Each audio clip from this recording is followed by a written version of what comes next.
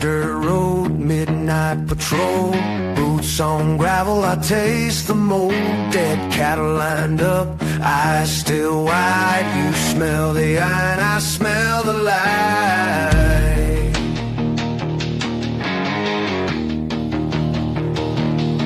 Abnormal investigations and a strange phenomenon. Yeah, we walk that line till the night is gone. Bigfoot breathing heavy in the tree line. Werewolves laughing at the blue skyline. Abnormal investigations and a strange phenomenon. I keep pushing on. I keep pushing on.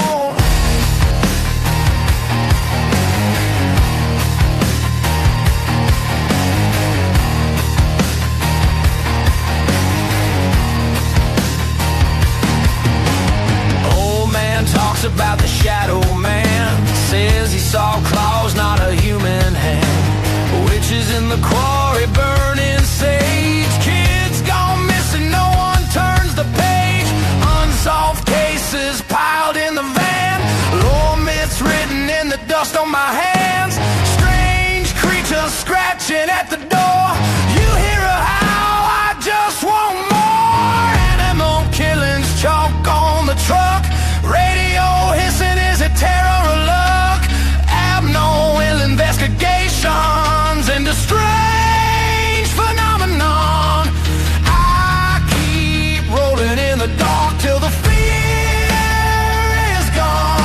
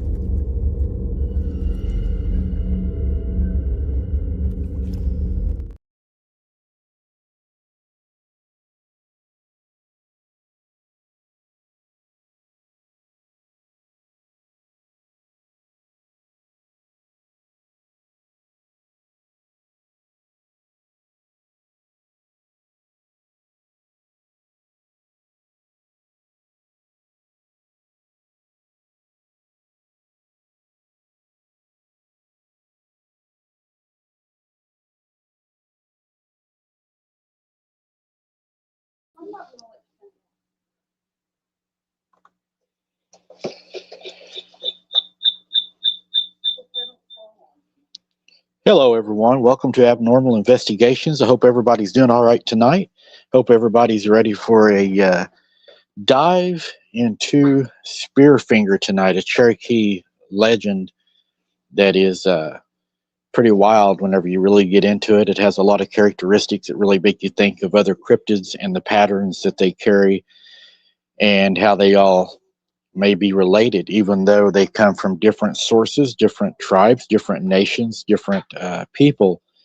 They all seem to carry kind of the same story, the same, if you will, motives or ways that they unalive people or what they take from people. So before I bring the ladies on, there's something I wanted to bring up to you guys. I did a little bit of it in the short that I put out today. A lot of you all have expressed how you miss the investigative part of the channel. And, you know, I really took a setback. Sunshine, good to see. I know Sunshine's probably really going to be happy about this. So I sat back and I looked at everything today. And yeah, the encounters that are sent in, the stories that are sent in, they are cool, they are fun, they are scary, and they're entertaining. I'll admit that. But anybody can repeat a story. And I'm not saying that stories are bad. I'm not saying that sharing encounters that are sent into you are bad. But what I am going to say, hey, Larry, good to see you, is it is so hard to verify an unknown source that may send you some information. Hey, Clough, good to see you, to share on your channel. And I'm not saying I'm going to stop putting those out, so don't stop sending them. What I am saying is I am going to be, sorry, it's dog. But what I am going to be saying is I'm going to steer it in a whole different direction, if you will. We're going to start looking at some more unknown animal attacks. We're going to start diving back into the mainstream media of the attacks and everything that's going on. I haven't, in the last 2 years, really been able to focus my investigative skills on a lot of these accounts due to the the drama, the lies, and everything, and then dealing with trying to get my son back home. I'm at a point now to where all that's fixing to change. I have no doubt it's going to change really soon. So it's going to give me the opportunity to be able to bring to you guys more investigative encounters or crime scenes, if you will. So one of the things I've been working on for you guys, and this is just going to be a start, is going to be, everybody knows pretty much the Wolfpack story or the siege of Palmyra, Maine. So every time I would go and listen to some of the stories of this encounter, what I would notice is it's the same thing. It's just told by a different person. If you listen to it, it's a good story. It has a lot of entertaining qualities to it. It's scary. It's, you know, people under siege. It is werewolves. But then you look at it from a setback point, from an investigator's point, and I start to ask myself, what is the motive? What is the proof? Was there anything that happened there in the past? Is there a pattern? What did they see? Is there verifiable evidence? Was it turned in? Was evidence collected? And was there actually DNA or tangible evidence collected at the scene?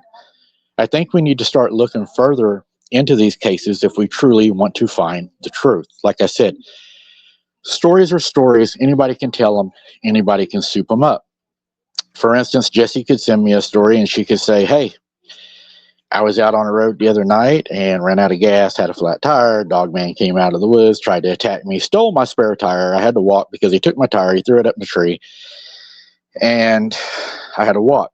So that story comes to me, and if I'm a good storyteller and I have a really good imagination, I can spin that story and turn it into something that's not outside of the guidelines of proof. I can say, it was a dark and gloomy night, and I was driving down the road, and it was starting to rain, and the moon was full. The rain had just started. It was right before a front, and then boom, I hit something in the road. I wasn't sure what it was, but I knew I had a flat, and I was now stuck on this dirt road. I could hear the howls out in the field, and I knew they didn't sound like normal wolves. You can blow that stuff up and make great stories out of it. And if people are there for the entertainment, then those channels are great for you. But if you're there for the true nature of what happened, if you're there to truly learn what happened, what are these, why are they doing what they did, what are the patterns, what is the proof, that's where I want to take it. I don't want to be a fictional storyteller. I want to be an investigator. I want to be what I learned to do, what I was good at, what I was best at. I want to apply myself into these encounters. I want to bring you guys things that other people cannot bring you. For instance, today, I'm not allowed to say who contacted me, but I'm having a big meeting tomorrow. I was contacted by a huge organization. I have been asked to be one of their main investigators in investigating true possible attacks. Cryptid attacks, I don't know that we want to call them cryptids. Does cryptid fit the attacks of these things? Does cryptid zoology fit what we're really looking for? I don't think so. I think whenever we look into this, there is going to be people in this field that are going to say cryptid zoology does fit into it because they're not going to believe in the Nephilim side of this. And if they don't, that's okay. They're not bad people, and nobody's saying they're wrong. Because we're all guessing here, right? We're all throwing darts, right? We're all trying to figure it out. Be open to people's opinions, to people's theories. But my side, cryptid zoology doesn't really fit what I'm doing because I don't believe that they are an animal that has not been discovered. I believe they was here before us and they fell out of the heavens. That's what I believe. So where does that put us? It puts me searching from a biblical standpoint. It puts other people searching from whatever standpoint or whatever they have observed or experienced in the field. Right now, the best proof we have is to be an experiencer, somebody that has experienced an actual encounter. But the problem is you cannot 100% get somebody to believe it if you experienced it. If they were not there, and they didn't experience it either. We have to take what we have with a grain of salt, and then we have to add common sense, investigational skills, and we have to look for not preponderance of evidence, but for evidence beyond a reasonable doubt, and find out what we're really dealing with so we don't send people into the woods and get people hurt because we're sitting behind a fancy desk with fancy jewelry telling a scary story. It needs to be based on tangible, provable evidence. Touch it, you can feel it, you can smell it, you can see it. That's what I'm looking for. That's where I want to take the channel with you guys. With that being said, guys, I'm going to get off of that. I just want you to know that you're going to be seeing a lot more of that coming out, and the first thing coming out on that is going to be the Palmyra, Maine incident. I have people that I can contact. I now have a larger organization I'm going to be talking to. It's going to give me even a larger branch of people that I can contact nationwide, if not worldwide. And I will be using some of my old contacts from when I worked, and we're going to dig into these stories, and we're going to go deeper and deeper and deeper, and we're going to see what we find, okay?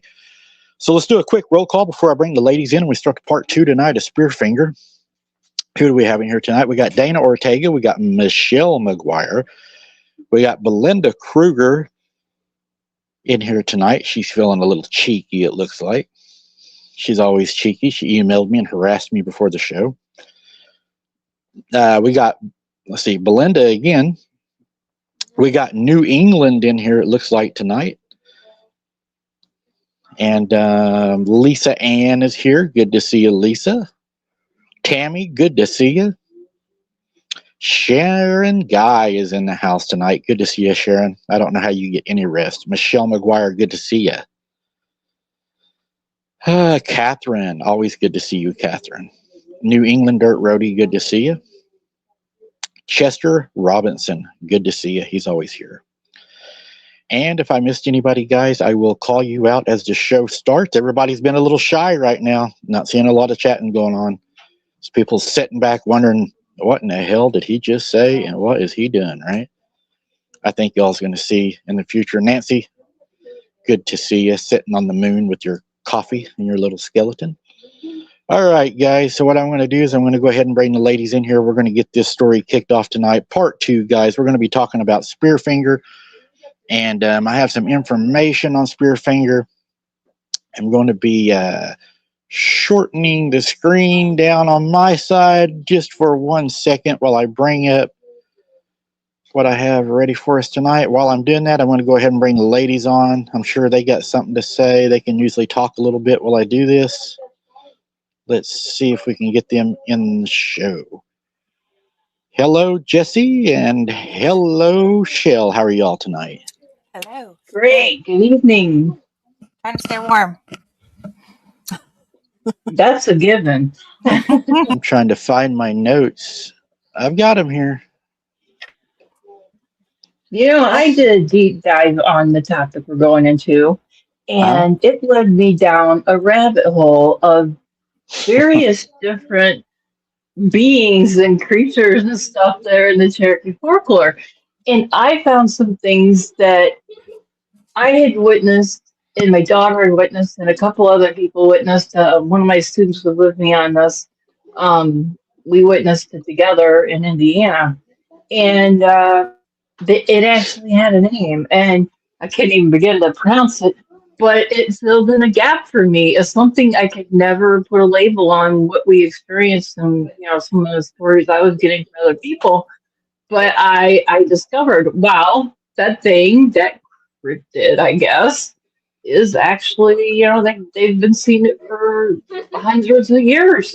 And I had never even heard of it. When I seen it, I didn't even know what to think, like a lot of other things. You got to wrap your head around it sometimes when you're out in the field. But yeah, that was pretty fun, diving deep on the Cherokee legends. I've seen a lot of things, too, when I was going through it that actually kind of labeled a pattern for me that I noticed. I got it all wrote down. Tonight's going to be a plethora, I think, of rabbit holes, information, folklore. God, you could even play connect the dots if you wanted to tonight. I mean, Spearfinger is quite the individual. Ulente is what she was called. Mm-hmm.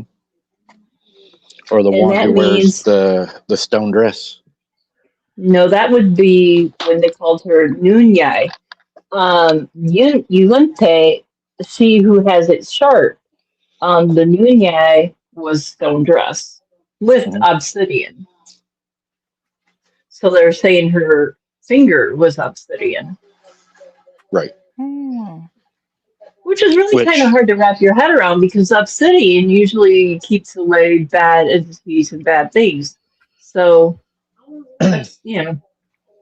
Obsidian is also, I don't know if a lot of people know this, the reason a lot of the native cultures used obsidian for hunting and carving and cutting is obsidian is 500 times sharper than steel surgical scalpels whenever it's broken. Yes, it is. It's the sharpest known stone on Earth. It can actually split, and I thought it was pretty cool. It can split a cell. It can actually cut a cell. So. Oh wow. Yeah. It's back some years ago, the Sasquatch, when they gift you, which I'm against all that. But they did leave obsidian rocks or gifts of obsidian to me.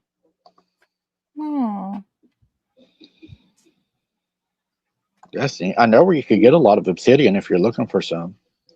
No, not really. I buy it as a jeweler. I know a guy that charges it in the moonlight. Yeah. Okay. I'm not gonna pick that one up. I'll leave it alone. It's a protection, he says. I had a few obsidian rings, but I think I've lost them through the years. I had some obsidian rings and some obsidian like with black diamonds and some. Yeah, I like black. I wear a lot of black and white, and I wear a lot of earth tone colors. So, people have gifted me a lot of that over the years. And but I won't claim that it protects you from anything, really.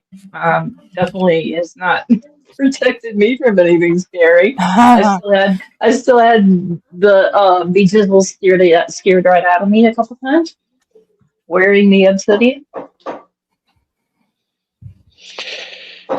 Another thing that I thought was pretty unique too is whenever I looked into it and they talked about, that whenever they would talk about the rock dress, there was Native Americans, whenever they would go to war, would actually plaster themselves in mud and other things and let it harden to use it as a type of armor. And it actually was proven to be effective. It would stop arrows from a distance, and especially in like up close knife fights and stuff, it would protect them from slices. So I thought that was pretty cool that they was already in those days creating their own armor. And they also called them the Rock Warriors, were the name of the soldiers that would do that. That's very interesting, actually. So kind of takes you back to the movie Predator when he rubbed the mud all over him, remember? Yeah, that's what I was just sitting here thinking. You took the words right out of my mouth. Works as a camouflage, too. Here's some trivia for you, movie trivia, because I'm sure that the chat is full of people that like horror movies. When they wrote the movie Predator, it was actually, they were writing it about Bigfoot. But the producer of the show, the one that was putting out the money, he said he didn't think, he loved it, but he didn't think it would sell because of Bigfoot not being believable, and the alien was more believable, so they turned it into an alien. Right. Well, Sarah's hoping to have an alien encounter. That's She's actually terrified of aliens. Mm-hmm. Yeah. That's enough that they would say that an alien is, I mean, especially out in Predator, that alien too, of all aliens. Well, think about all the abilities that they gave him. Yeah. Like, the invisibility, the cloaking, the clicking noise, all that kind of fits with, a lot of the things we experience. Yep. Mm-hmm. I tell you another thing. So Spearfinger, she would use her forefinger, which resembled a spear, like you said, an obsidian knife, which she uses to cut her victims. And a lot of the attacks that we know, she was known to eat the livers of people, and especially the livers of children. And whenever I was looking at this, one of the patterns that I had found that really came to mind really, really fast is whenever it started talking about the children in particular that would be unalived by her, they would have their livers missing or their internal organs. So it took me back to the McNeilis case that I covered here in Oklahoma. He was missing internal organs, decapitated, and the way his body was placed. And if you think about it, that would take an absolutely sharp object to be able to do that. But then I throw in my investigative part and I start thinking, okay, so the odds of it being Spearfinger doing that, it's hard to say. But what is unique is they all share the same details, organs, blood. You hear it from the werewolf stories, the dogman stories, the Brenda Hamilton that was found in the ditch. Everybody, it went for the organs. And It Like the it rake, it taking out the organs and licking all the blood off of them. It did the organs first. right, and that's one of the things that's a good thing because they said one of the characteristics of seeing this old hag witch in the woods was she would have blood around her mouth. And that was one of the things that the natives would look for when they would find an elder in the woods that they didn't know who she was, they didn't recognize, or she could be somebody that you recognize because she was able to shapeshift, which made her even more dangerous. Yes, she would disguise herself as an elder to the young ones or somebody that they knew well and say, "Come here, let me comb your hair." She would lure them closer to her, and when they put their back to her, they would be stabbed and not even know it. And it is so sharp, the obsidian is so sharp. They would be stabbed in the back, or she would um, stab them in the side, towards the liver. And they wouldn't even know it until it was, already done and I guess pulled out. But that's how she would go after their liver is by stabbing them pretty close to the liver. Yeah, because didn't it say they would later become ill and then they would pass away and then she would go collect them? Mm-hmm. So pretty That would wild. match with, like bacteria infection of the liver and, yep, bleeding out, passing away. Yep, infection. Yeah, you got all that bile would just, that would end you because when your gallbladder erupts and some people don't survive it, the appendix erupts and you have a better chance of surviving it than you do your gallbladder. Mm-hmm. I would imagine that could go septic pretty fast. Mm-hmm. Mm-hmm. Another thing also, she carries her heart. That was another thing I thought was pretty interesting. She carried her heart in her weak hand because that was her only weakness. And how many stories, vampire stories, the heart was the weakness, right? Yeah, Davy Jones. it lines up with the rate, doesn't it? I read 3 different things on that, Mike, in 3 different locations. Her heart was located in her sharp finger, and another one was in the palm of the hand of the sharp finger, and then the other thing I read was like you said, it was on her other hand. It was the weaker hand. So there's a couple stories out there when you go digging on it. So I would really like to be able to talk to one of the Cherokee elders that may have heard these stories. I'm going to share a story with you. This is a true story. It's true as in the fact that it was told to me as truth. So a gentleman that I worked with, it's been a while back, he allegedly was helping out some people that were having something in their pasture. He went out to the property to assist them in trying to get rid of whatever was at the property. And while he was doing so, he didn't notice at the time he was staying in a travel trailer on their property as he was working on their property. And he wasn't chasing the Thunder Clan or anything like that. They didn't have to evict him to get rid of him, but he was actually there. And while he was there, he sustained a pretty wild injury just above his knee. And I'm talking like a large gash, nasty looking gash. He did send me the photo. He was later told that he had been stabbed by Spearfinger. And I spoke to a lady that was a medicine woman of the Appalachians. She was taking care of him at the time, and they believed that Spearfinger was what had cut him. That was the belief until the lady that was taking care of him, the medicine lady that I spoke to, she said that they had figured out that it was not Spearfinger, that he had in fact been bitten by a werewolf.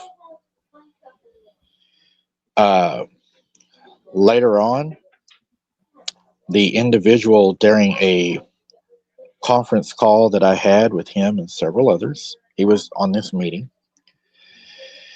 He was staring at me, and he wasn't really involved in the conversation.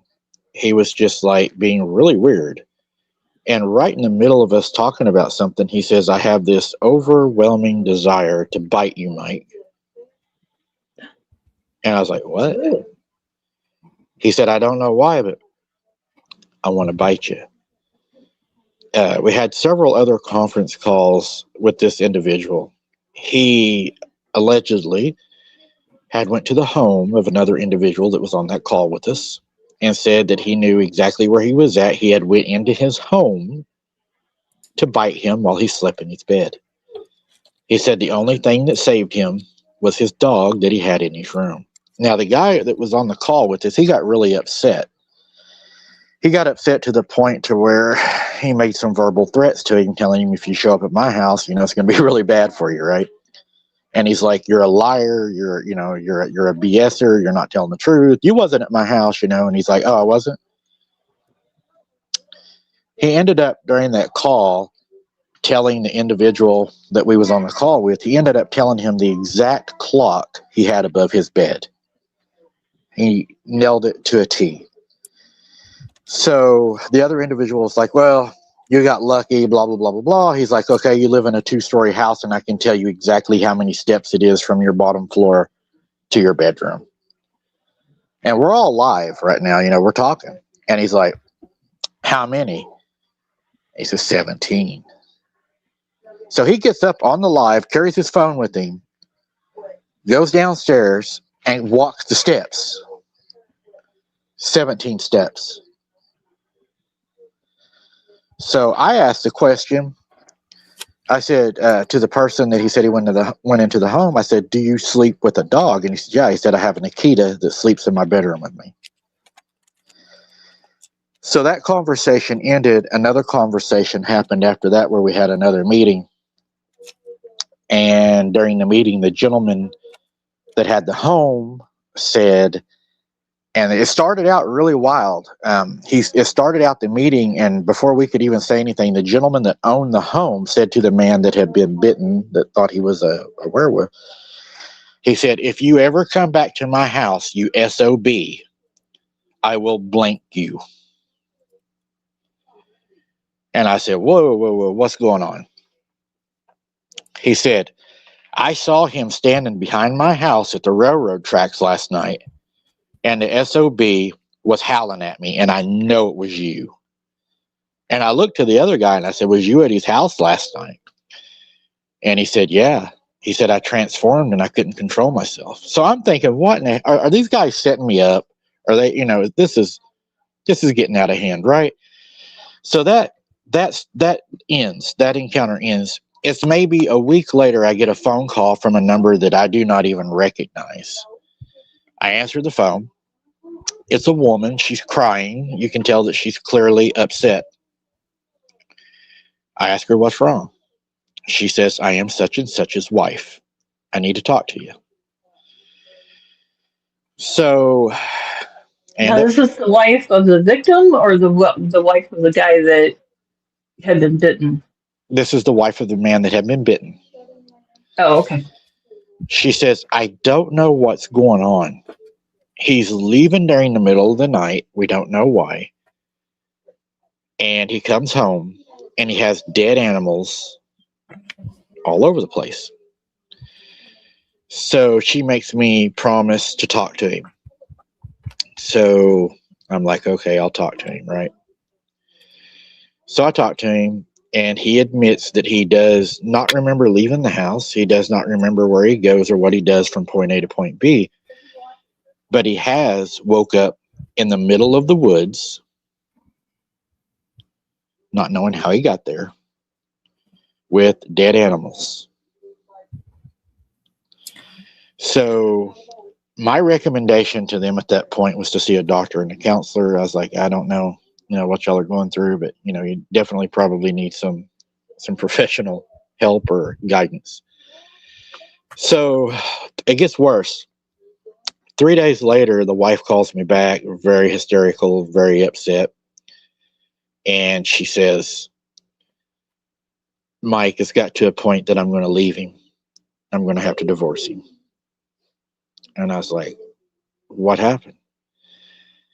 She said we were sitting in the front room and our family dog, they had a small family dog. It had come through the front room. He picked the dog up and started chewing on it, trying to eat the dog in front of the family. And she said the dog was screaming and yelping, and he's like bringing blood on this dog. He's like chewing on this dog. Her daughter is 15 years old. She jumps up, runs over, grabs the dog, tries to tear the dog from her dad that is hurting the dog. And she pulls the dog away from her dad.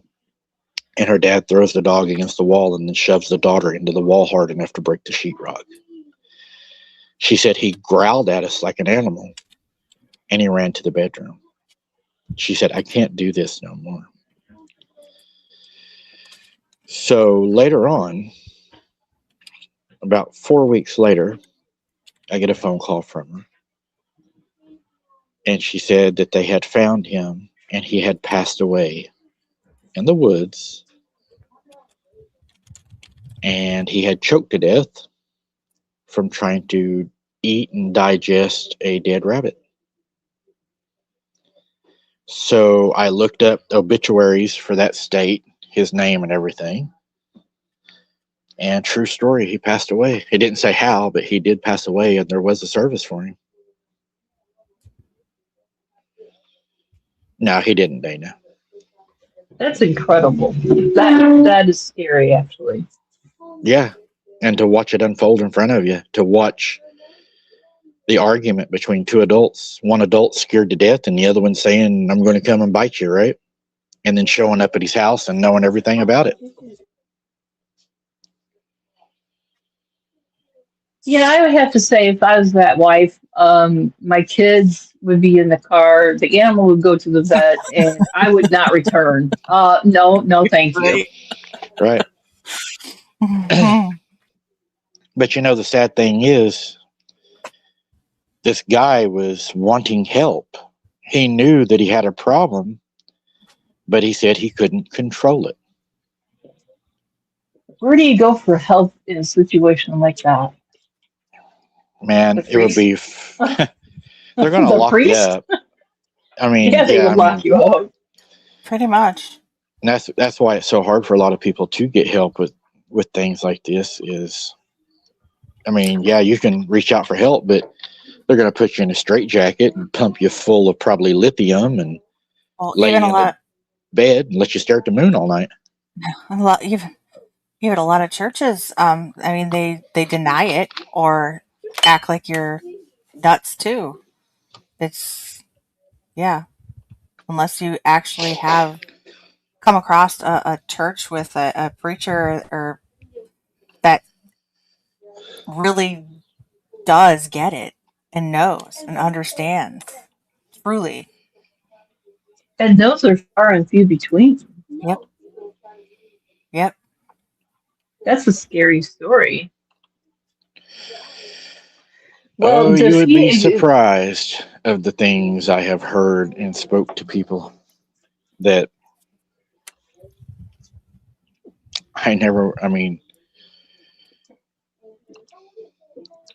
I have spoke to people, even Jesse was on some of the calls, that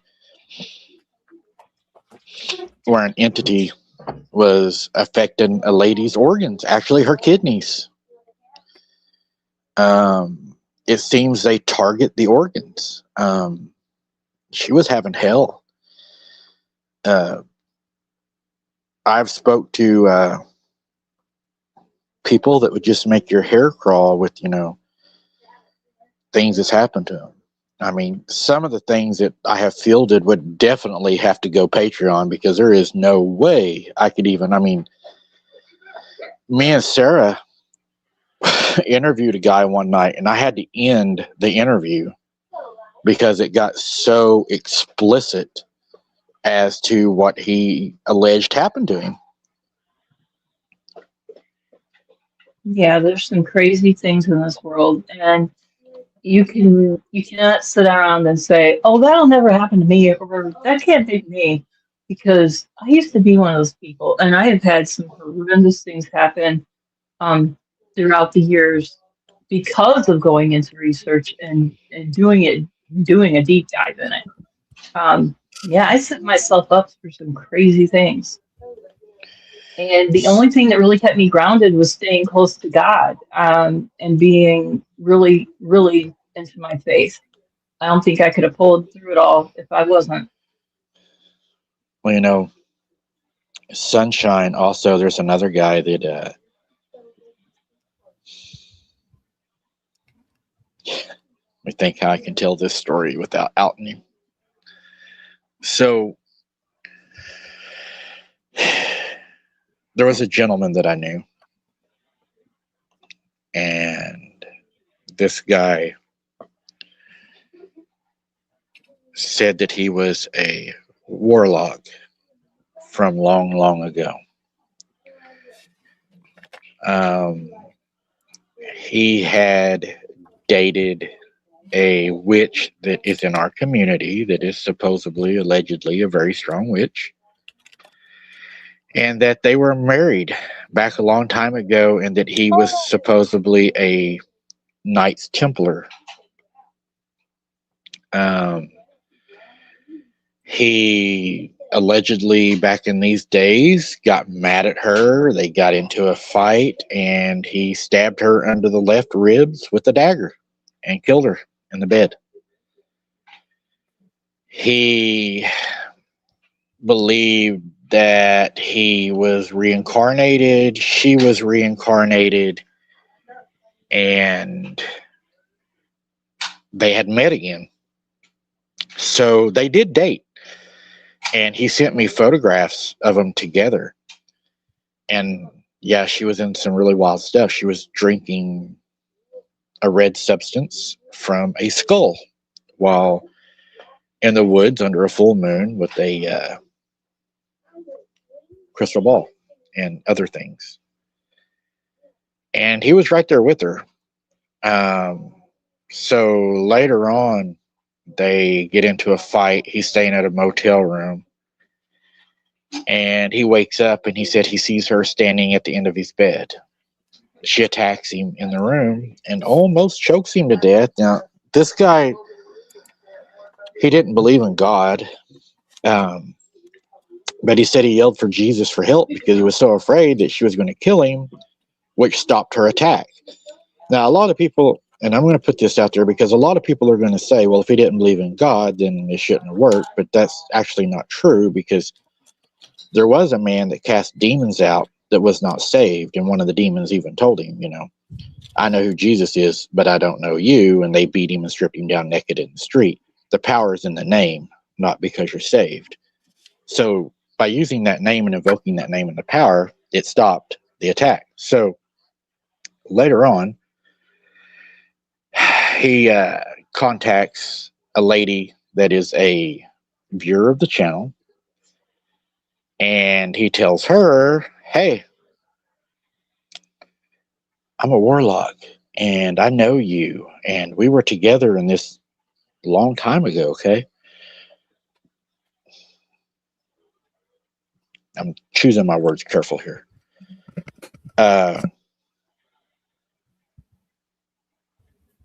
I'm not going to say that she was bothered immediately because she continued to have conversations. I believe that there comes a point to where it's not abusive verbally, and it becomes allowed, right? Because if you keep allowing it and you have the chance to either answer the phone or not answer the phone, then, you don't have to answer the phone. I agree with what the judge said that we spoke to recently. He said, there is a block and delete button for a reason. So they had some pretty deep conversations about witchcraft, shape-shifting, dark magic, to the point to where some people believe that there's good witches and bad witches, right? I personally, my opinion, not forcing on anybody, I do not believe there's a good witch.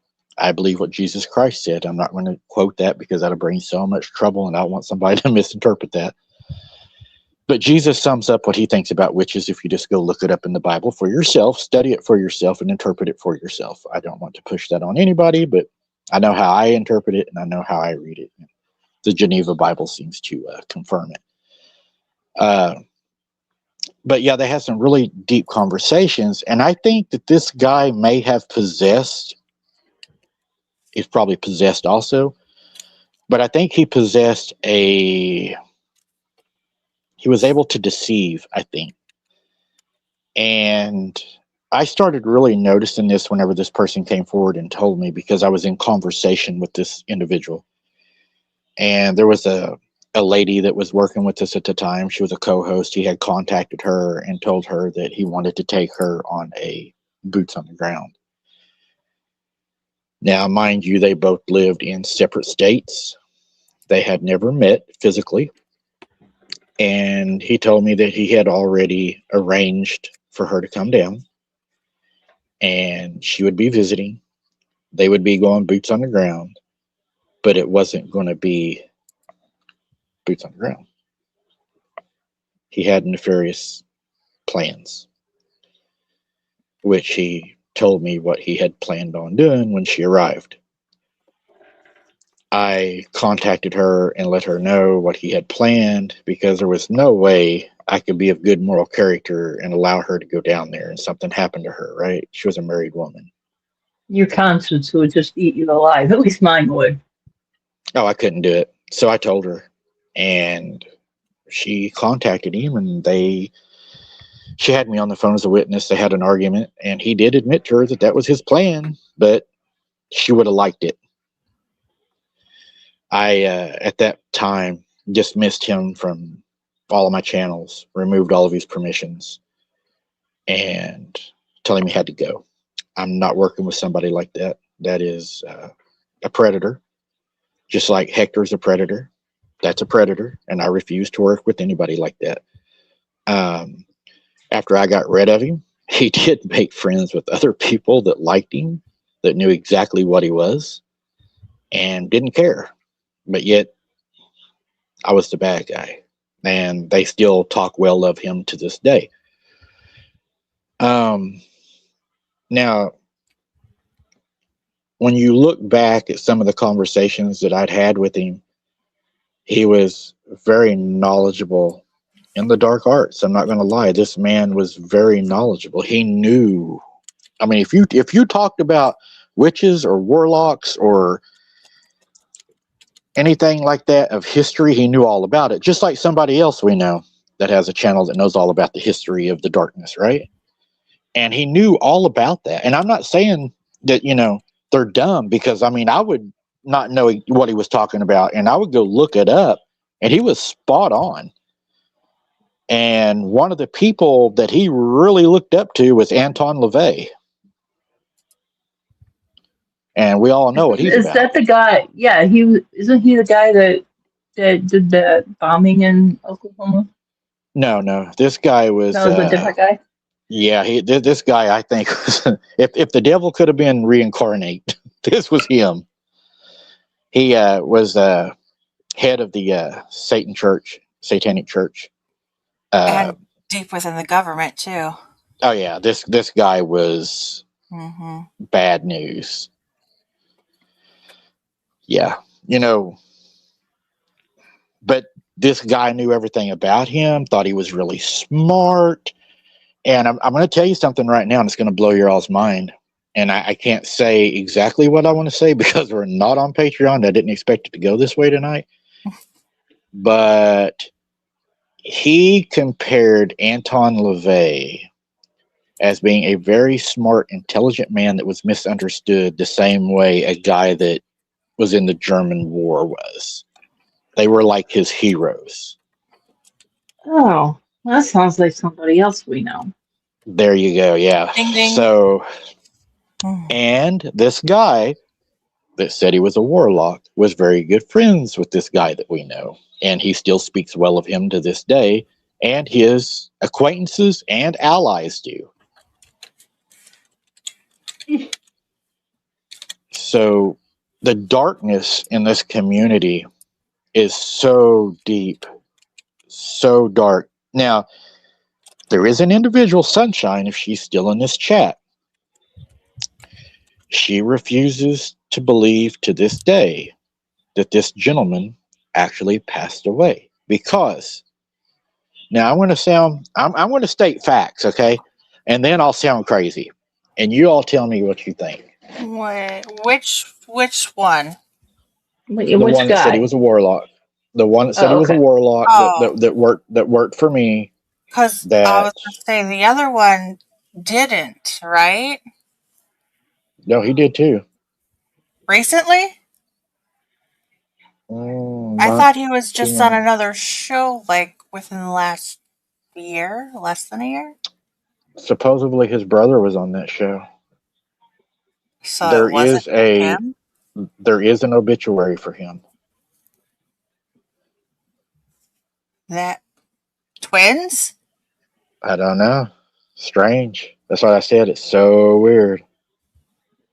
But it's the same name, same address, same age, same wife. It listed the wife as the survivor. Now, but see, now we're getting back to him, okay? So I'm glad you brought him up. Now we're going to go back to him. Sunshine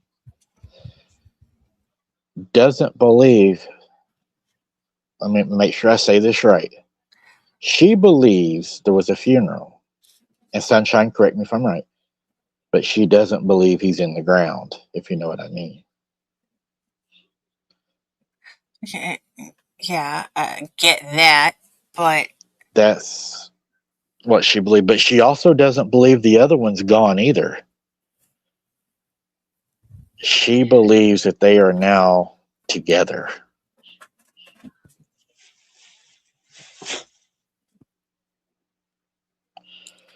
She says both had, obituaries. They did. Both of them did have obituaries. She's right. Now, sorry, I was just thinking about the other people that those people are connected to, too. Wow. Well, such high regards to them both. Well, the thing is, and what's even more scary about it, is one of the individuals. I've seen this myself. I have seen this. I have witnessed this. You go back and look at the photographs of him. He looks different all the time. Some of the photographs, this guy's dressed like he's in the 30s. Some he's in the 40s. Some he's in the 50s. You can watch it happen. But he never looks older. Now, there was a rumor. Okay, so y'all are going to take me down this road. So there was a rumor. Y'all remember whenever I done the stories on the witches and the witches were threatening me? The whole coven or whatever, the murder of birds or whatever they were, came after me. And one of them that I had a conversation with on the phone one night, she had called me and she said, "Do you want to see what I really am?" And I said, "What do you mean?" She said, "I'm a demon. I'm a fallen angel. And I can show you right now in this live video exactly what I look like." I rebuked her in the name of the Lord Jesus Christ on the video. She actually screamed, and I blocked and deleted her. Have not heard from her since. But another witch that was involved with her told me this. I was the reason that this one individual had gotten deathly sick. And one of the reasons she said that he had gotten deathly sick is because by me having him on my show, he was able to collect the energy from the audience, and it helped maintain him to be young. Whenever I got rid of him, he lost that energy, and she said he became aged and very sick. Now, if you look, I'm not going to say the name of his channel here. If y'all want, I'll have a Patreon and do it. He came out with a Patreon no more than a channel of his own no more than a month later, right? And I give you my honest to God word. This dude didn't even look like the same man. He looked 90 years old. True story. I can show you photos. Well, I remember the last few shows that he was on with you too, and there were like voices and stuff coming through the show. And it wasn't just one of them snoring. No. No, it was like cackling, witchy voices. Excuse me, 1 second. He was. It sounds almost like vampire-ish. It's got a whole vampire feel to it, not just a warlock feel, but yeah, Right. that's some creepy stuff. And very. I probably, out of respect for the families, would not do even a Patreon on it, just because that's not who I am. It to me would be disgraceful to do that, but I mean, it'd be bad energy. It would just be bad energy to do something like that, and right. And I wouldn't mess with it either. I did find something interesting. I did find something interesting about the spear lady. When you've been out in your lives during the day on your open channel, open outdoors channel, you've mentioned many times the chickadee. That's a chickadee bird. Now, that's not something I'm familiar with from my neck of the woods, but I hear it, through your speaker, and I think, oh, that's a nice little sound there. One of the things that when the warriors got rid of her and took her out, they said that how to kill her was given to them by the chickadee bird. And in one place, it said that the chickadee bird had like mental telepathy or something and told somebody how to kill it. And then the other one said that they had offed her by put it, like a fall off or like a cliff. And when she landed at the bottom, that a chickadee bird landed in her hand, showing them exactly where her weakness was. So they shot an arrow into her hand, and then she burst into 1,000 pieces and got washed away in the river. But I think it's ironic that when you're walking through this, the Great Outdoors channel, your wide open channel, and you hear the chickadee birds singing, and it's a nice sound and stuff like that, and you don't have any encounters going on at that time. There's nothing. But when you go on boots on the ground and it's still daylight outside and you're walking, I haven't heard that chickadee bird. Right. And then it gets dark, and then you have all these encounters. Is there something relating the chickadee bird to being something powerful and good? It's going to blow your mind. In the Cherokees, I come from the Bird clan. That's where my Cherokee name, which I'm not going to give my Cherokee name out because I know what'll happen with that, but I am part of the Bird clan. That is the clan that I'm associated with by my full blood great grandpa. That's cool. Yeah, so for them to talk about birds in this story, it was really I was like, wow, that's kind of neat, because when I do go out, if you'll notice, I've had many times, I've had crows, buzzards, turkey vultures, even had them in a tree one time, and I thought they would fly away, and they never flew away. They just sat there, and just usually them things will take off. Mm-hmm. So I thought that was pretty interesting. Explains the chickens, huh, Shell? Well, one thing that you have going on when you do your boots on the ground, and I can back up that the same thing is happening halfway across the country because I'm here in Illinois, almost in Indiana, but I'm still Illinois.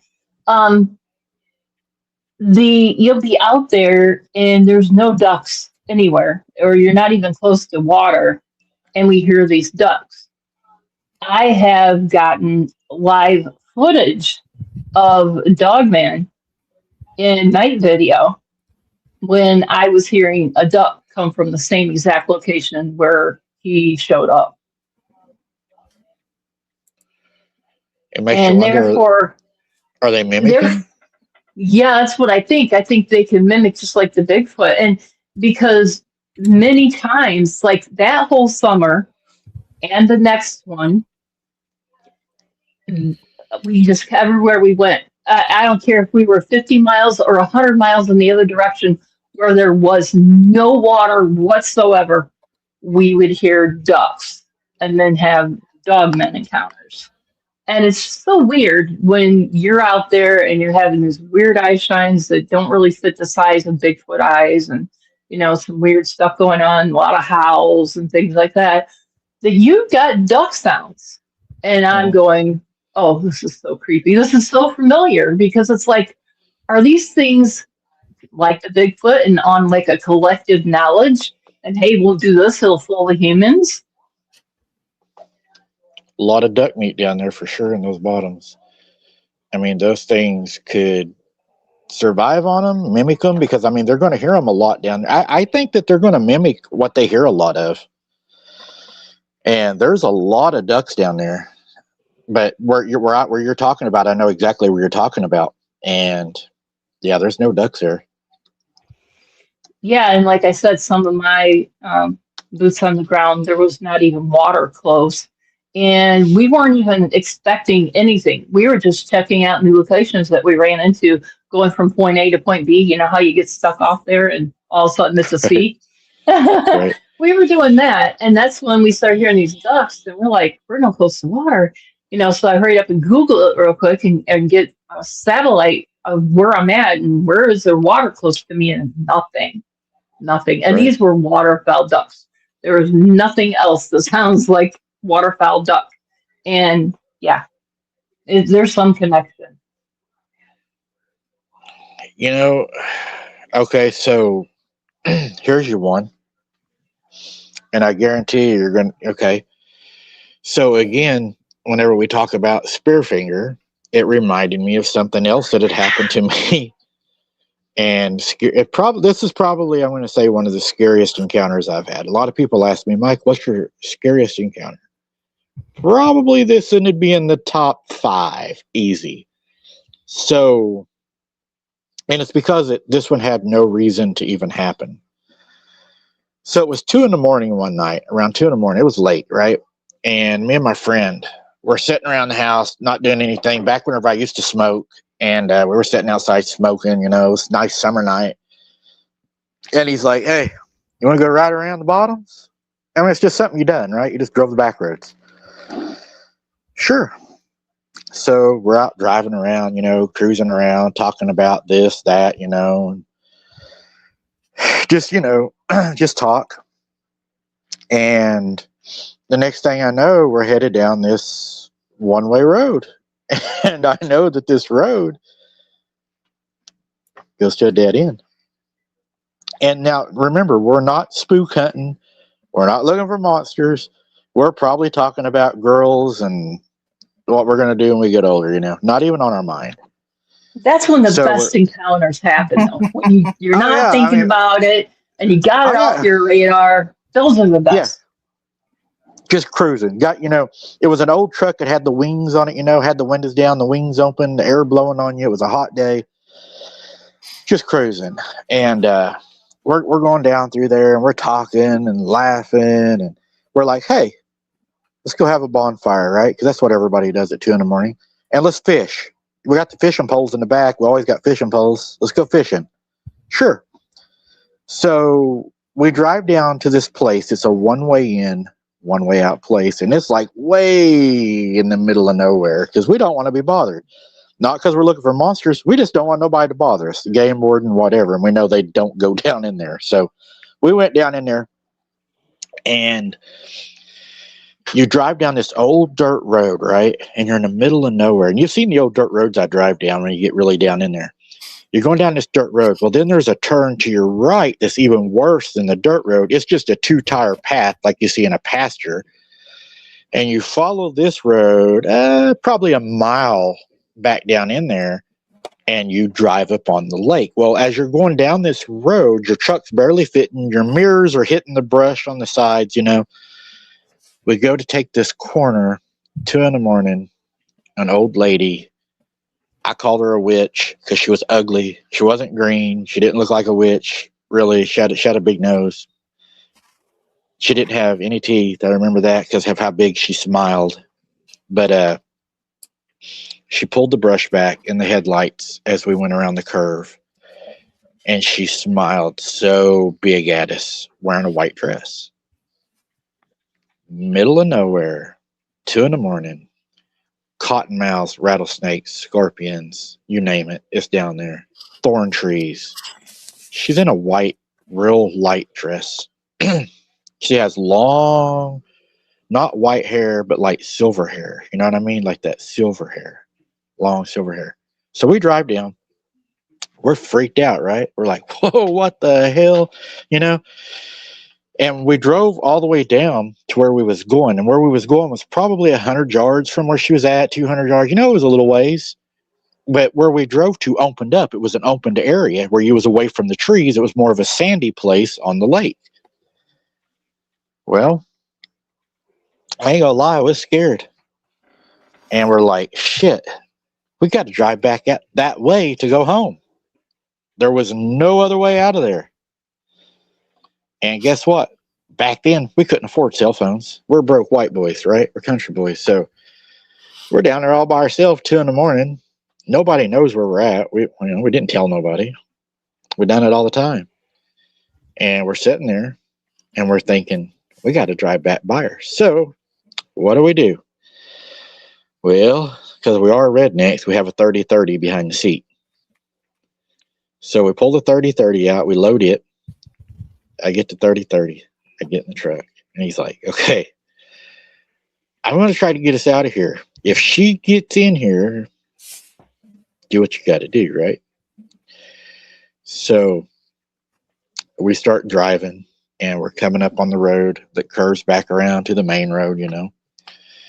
And while we're driving, we're coming up to that curve, right, where you're waiting on her to stick her face out. And I'm just sitting there, and I'm like, she's going to do it. She's going to do it. She's going to do it. You know, we got our windows are up now. Windows are up. Wings are shut. We're locked up, man. We batten down the hatches. And we're getting ready to go around this curve. She doesn't come out. And I'm like, thank God, you know, because I swear I did not want to see her. Well, we went around the curve, and as you go around the curve, you come up to the main dirt road I told you that you turn off of. You know how our dirt roads are around here. They got big-ass rocks on them. You can't just fly on these roads unless you're chasing somebody. Well, we came up there. We go to stop at that road to take a left, and whenever we go to stop at the road, he hits his brakes, right? And when he hits his brakes, you know how the old trucks had the big square side mirror on the side of them? He hits his brakes. I look in the mirror. Here she comes running up behind the truck in the brake lights. She's wearing No. Yeah. She's like 70 years, maybe 80 years old. She's an old lady. She's wearing a white dress. She has on no shoes. Running on those rocks. She just come out of that trash stuff. I mean, trash. She's running after the truck. Her hair is going everywhere. I mean, she is running. It was Spearfinger. I'm just so sure of it. Spearfinger. It scared me so bad. I looked at him and I was like, go, dude, go. And he's like, what? And he looks in his mirror. Man, he laid it down. So we're going as fast as we can, right? I turn around. You remember the old 4 double D battery lights we used to carry, them big old metal ones, mag light? We had one of those we always kept. We had a red one and we had a black one. I grabbed the big black one, I shine it back there, and this lady is huffing it up the road, man, in them rocks right after the truck. So he speeds up. He's going as fast as he can. She starts beating on the tailgate, right? at that point, we didn't care if we run the tire or whatever. He hammered down, and we got out of there. I have no idea what that was, why she was down there. You all have Have you seen been this. back? No, I honestly have not been back to that location. I could It's a take boots y'all on the there, ground. Let's go. Let's go. but I never went back there. No, never did. And God, that's been years ago. And it was just so. Y'all have seen what I walk in. She was in worse than that. I mean, she was in the brush. No shoes, a little bitty dress, 70, 80 years old. And this lady could have outran any of us out there. If you would have been on foot, if you would have broke down or had a flat and she came out of those woods, you would not have outran her. She would have Well, caught you. that's your first mistake. You keep referring to her as an old lady. You know darn well that that was no old lady. Oh, it was crazy. And the way she smiled, Old lady. I'll never forget that.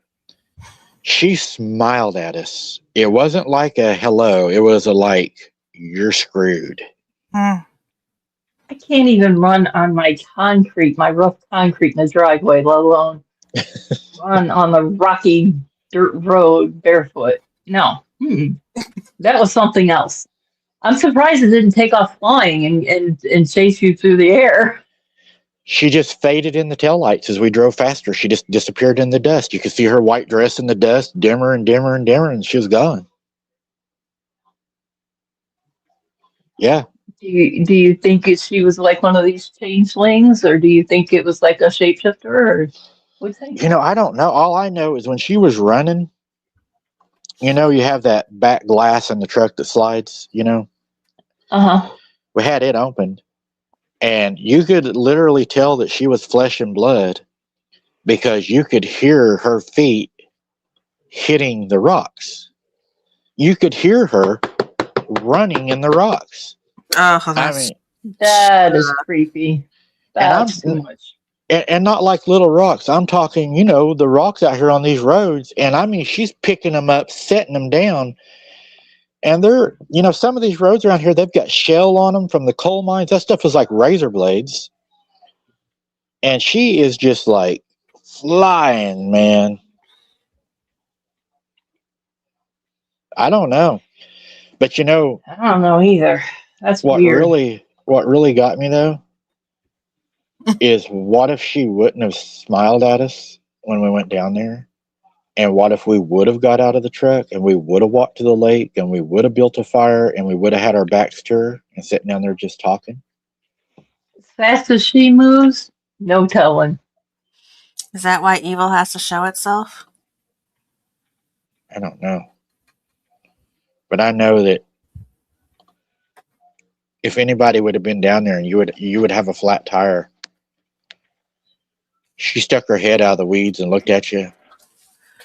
You ain't going to outrun her. You better shoot her. I mean, At least she knows she wasn't going to like eat you. She had no teeth. oh, I had no doubt she had ill intentions. I mean, I don't know. I've seen people with no teeth eat apples, chips, pork rinds. Oh yeah. That's completely unhuman. Yeah. There's a lot of people around here that can do that don't have any teeth. They eat everything that I would eat. I have a cousin that actually chews nuts. Like chews eating nuts. And I was like, Yeah. wow, are you crazy? You're gonna choke or something. No, I do this all the time. Okay. Oh. You know, I And wonder so sometimes. they're my friends. That is the reason I say Oklahoma for me is just been there, done that. Okay, yeah, Oklahoma, you're scary. I don't know what it is about down here. You know, my mom was with me one time, and this is another one of those just. So my mom would walk in the evenings when I was younger. I don't remember exactly how old I was, probably 14, 15. I don't know, something like that. It's been a while. And she was walking down the road and she would push Sarah in the baby stroller. Sarah was just a baby. And I would walk with her. And we lived in the country, but the road that went in front of our house was a paved road, so she could push Sarah, in the baby stroller. Didn't have any problems. And we had got down there one night, and for some reason, I can't remember why I done it. Thank you, Larry. I appreciate that. God bless you. One of the reasons that I done it, I don't know why. I guess I was checking the pond or something. But I crawled over the fence, and I was walking out there, and there was a body laying there. Not a human body, but a weird looking body. It looked like maybe part goat, but as it went up from the goat legs and the goat butt and the body to the ribs, kind of turned into like a more of a possum looking thing that had hands, like short arms and short hands. Oh my God. I got footage this last summer of, yeah, I believe that's when I say it. I have not shared it around because it's so unbelievable to me. It is a giant possum. And it did have hands, but its body, okay, so I got the still photo of it because I just couldn't figure out what am I looking at out there. Well, I got the still. But then a couple nights later, I had the windows up. It was really nice out, and I was just about to shut them. And I've got cats, and I've got cryptids running around, so I'm afraid that if they're up by a screen or something, it'll get my cat. My 30-pound cat would make mice meal or something. So anyway, I was getting ready to shut the windows, so I'm walking towards it, and the ambient light from the big street lights next door and everything were shining right on this thing as it runs past the window. Now the window, the height of it is right about 6 foot, 6.5 foot. And this thing was up its back because it was running forward. So it had its head down forward like a possum would. Its back was up at the top of where the window would meet the top pane. And it literally looked like T-Rex when it was running. And I told people in my group about it. It was unbelievable. I can't believe I've seen this, but here you go. Here's a picture. Do with it what you will. Believe it or not, I got the photos, so I'm going to tell you the story. At least I got something to back up what I said. But yeah, there is so much out there that it's mind-boggling and mind-blowing. Oh, this thing had its head cut off just as straight as a razor. We called the game warden because we didn't know what it was. And the game warden showed up and didn't know what it was. Put it in a red bag with a tag on it. Said that he would take it in and he would get back with us because it was so weird looking. And he never got back with us. And whenever we called, they had lost it. Figures. Of course. I still have in my freezer, don't know what to do with it. It might still be there. It was still there a few months ago. Dogman flesh and hair. Wow. Probably shouldn't have said that now on air. You're going to be getting visited that's nothing now. It probably will, but I have been contemplating just throwing it away. I don't know what to do with it. But anyway. That house, when we lived there, so many things happened there. That's the same house where I had things crawling in the floor in my bedroom and would crawl under my bed and stuff walking out of my closet and screams of people that weren't there. And it was around that time. You just explained to us why you're nocturnal, Mike. Now we all get it. Yeah. I mean, I wouldn't sleep at night either if I dealt with that. It was terrible. Around that time is also whenever whatever that was, it had unalived my dog. Oh, that's horrible. I'm glad you brought that up because when you were talking about Spearfinger too, that makes me wonder. Is that what you just said? What is it? That you had said the dog had been like skewered through with something. Yeah, they wasn't sure what it was. Yeah, could that have been Spearfinger? Well, it was between his rectum and his testicles. It had went in there, and we took him to the vet, and the vet said it was a foreign object, and it had went deep enough that it had reached his intestines, and he didn't survive. He was about 160-pound Rottweiler. That is horrible. Yeah. But you could hear him fighting it, Shell. Whatever it was a hell of a fight. Mm. Yeah, I was That like... just makes my heart hurt for you. That had to be horrible. I was traumatizing. I was young, and just listening to it happen and knowing that, he was fighting something. He was suffering. Yeah, that's horrible. I'm so sorry. I hope he heard it too. That's what I used to always say. I'm sure he did. Oh, it lasted it seemed like forever. I'm sure it was only minutes, but it seemed like forever. I remember after that night, though, after that happened, it started beating on the back door and turning the doorknob like it was going to try to come in the house. I don't know if it was angry or wanting revenge, Or just terrorizing. There's been so many times I've dealt with dogman. I mean, go to open the door and go, oh, no, better look out there first and see a dogman go from 4 legs, look like a wolf, to standing upright. And it's like it grew. And so I just slowly locked the door and backed away from it, let the curtain fall, and then the door handle starts jiggling and jiggling. Now, I'm telling you, the size of this thing, there should have been no problem. If it wanted to come through that door, it would have. There's no doubt. But it's like they just are tantalizing you or terrorizing you by shaking the door handles and clicking on the screen doors, just taking their thumb. Somebody will sit there and just click on a door handle and just make a lot of noise. They do that here. And it's like they're just terrorizing. Like they're trying to lower your vibration and your frequency so they can be a victim to them, in my opinion, because I do believe there's something ungodly about them.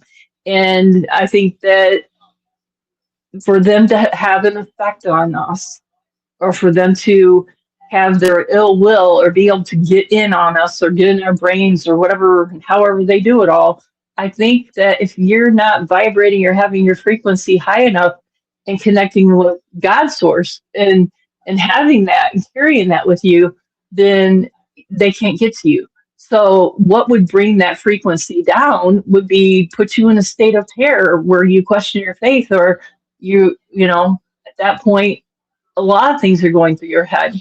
There's a lot of things that go through your head, people, when you're going through this stuff. And so it makes me question altogether on some of these people that have been attacked. I was listening to you at the beginning say you're going to start doing some of those investigations, in the future. I am a diehard fan about that. I mean, that's when I started listening to you back in the days when you used to do those investigations. I absolutely support that, love it, think it's great. And maybe a lot of these encounters, you could, focus on that. What were the people's faith like? What did they have going on? Where was their, frequency? Where was their energy? What were they like? Really dig into it a little further so we can understand some of these attacks. Yeah, I think this the Palmyra main video that I'm going to put out is probably going to blow a few minds. I went really far into this. I've been working on it for a while, and there's a lot more to the story than the story. And I think it's going to blow a lot of people's minds. Like, getting back to the Spearfinger thing, another thing that blew my mind on the Spearfinger, And I think a lot of you is probably going to catch what I'm fixing to say. Is she is notorious for stacking rocks along the water. That's another thing I read too. And it made me think of down at the lake of the rocks and the feathers, and it is native ground. Again, you can't say that it's Spearfinger, but it is a lot of native people live down there. It's interesting because she tried to build a bridge or something that aggravated the gods, and yes, and that's why they struck it with lightning. And it goes back to this kind of like the story of Babel in the Bible. But so I don't confuse a lot of people. I try not to confuse people over the Bible and make people doubt the Bible by saying things, because I want everybody to know that I believe the Bible is 100% true. So I went and I dug into that for everybody, because I don't want to confuse anybody on this. Just to be clear, the story of the bridge that she built that was struck by lightning happened in approximately the 1900s. The story of Babel was written 2,000 years prior to this legend. So just so everybody knows, the Bible had happened way before this story had came out. So I don't want to confuse anybody. The story of Babel, the way I take it, and everybody interprets the Bible different, so I'm not going to say this is the way you need to think by any means. To me, I think it's a metaphor. I think it was basically God saying, and the Bible trying to portray that if you don't work together, or you're not on the same page, or you're not, you may have different languages, but you can still work together and you can still make things happen. And if you're not on that same page, well, then you'll be stacking rocks, and they'll never go any higher. But I could be wrong. Right. There's a lot of different, I think, interpreted. There's a lot of people interpreted as they were being blasphemous by trying to build something into the heavens. God even talked about, and here's another thing too about Spearfinger. God even told them that they should not erect stone, that they weren't supposed to do that, but they done it anyways. And what does Spearfinger do? She erects stone everywhere. Then you also have to wonder, okay, so the same thing has been said about Sasquatch, them stacking stones.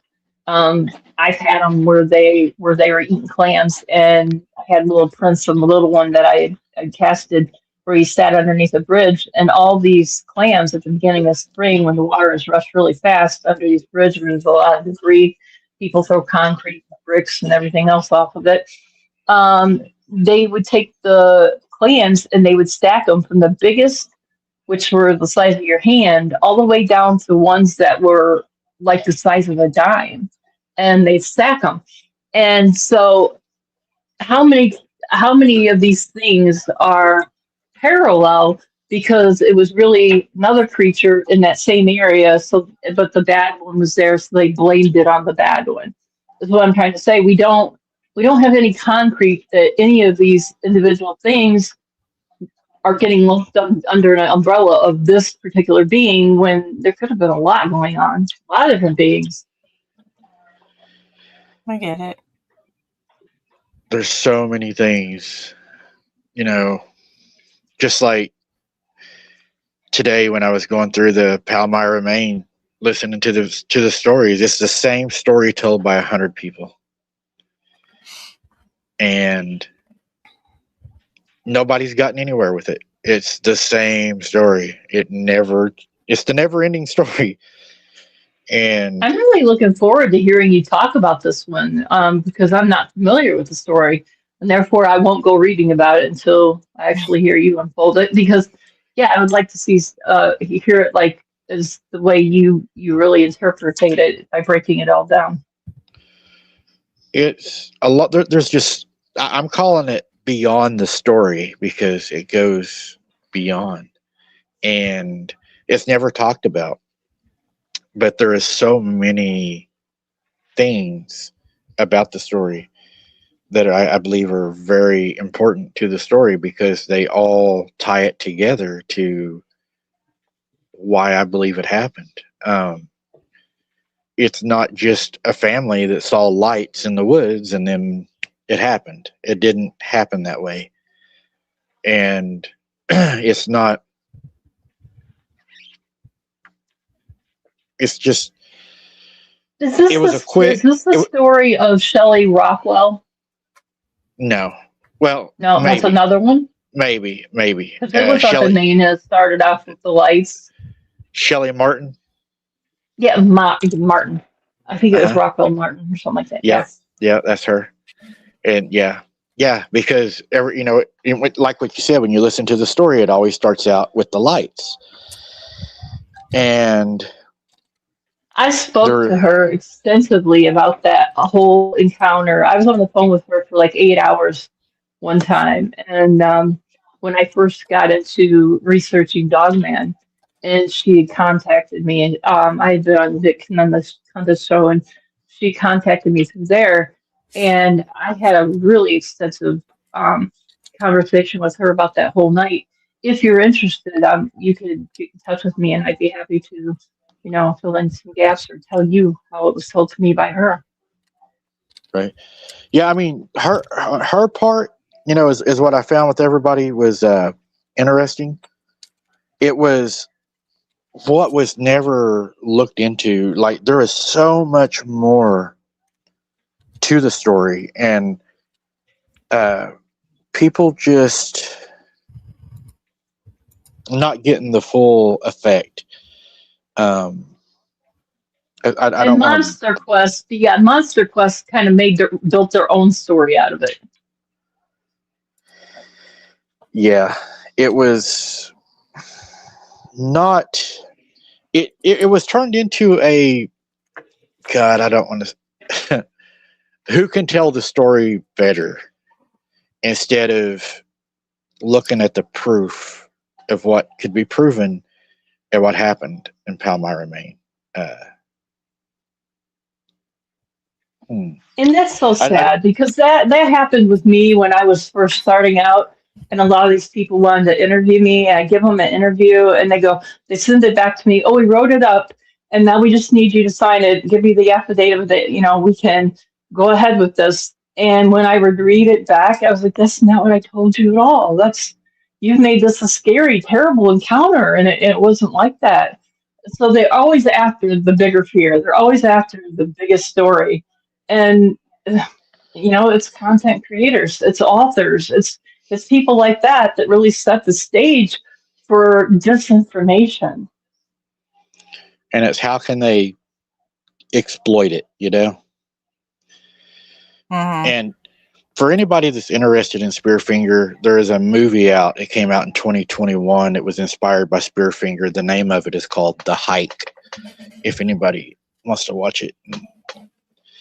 It was supposed to be a pretty good movie. They gave it 5 stars, and it's supposed to be about a unsuspecting couple that's hiking in the Great Smoky Mountains, and it's based off of Spearfinger. So might be a pretty good movie. I may have to try to see if I can locate it. But for anybody that wants a visual, I think I just lost everybody. Maybe 1 second. There we go. If anybody wants a visual of kind of what we're talking about, this is kind of what you would see if you ran into Spearfinger. Maybe. There we go. There you go.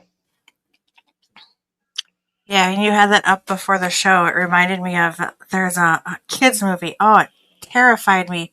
I don't know, was it the Witches of Eastwick? It was a kids movie. What movie was that? Besides The Finger, and I can't think of, I don't know, somebody in chat probably knows what I'm talking about. They took their faces off. It was in a hotel. I just remember that, because I remember they took their faces off. That's exactly what it looked like. Belinda, pretty lady. Now imagine seeing that chasing you in the woods at night, Shell. No. I'll stay clear. We're going to talk, you and I and Jackie, about what I experienced in the Appalachian. And I'll tell you, that place is, It's a whole ball game on its own. The Appalachian Mountains, the myths, the legends, the folklore. It comes so close to a reality that you can't just dismiss this stuff. And the story of Spearfinger here began in the Appalachia. And the last part of that story that I found that I thought was really wild was the Skilly. Y'all heard me talk about that. The Skilly, which is an evil witch, if you will, in Cherokee. Skilly. She evidently found Spearfinger's finger and then brought her spirit back to her body, and she still walks the Tennessee area hills and the Appalachians, and even once in a while is found walking on the Trail of Tears. So I thought that was pretty creepy, pretty interesting.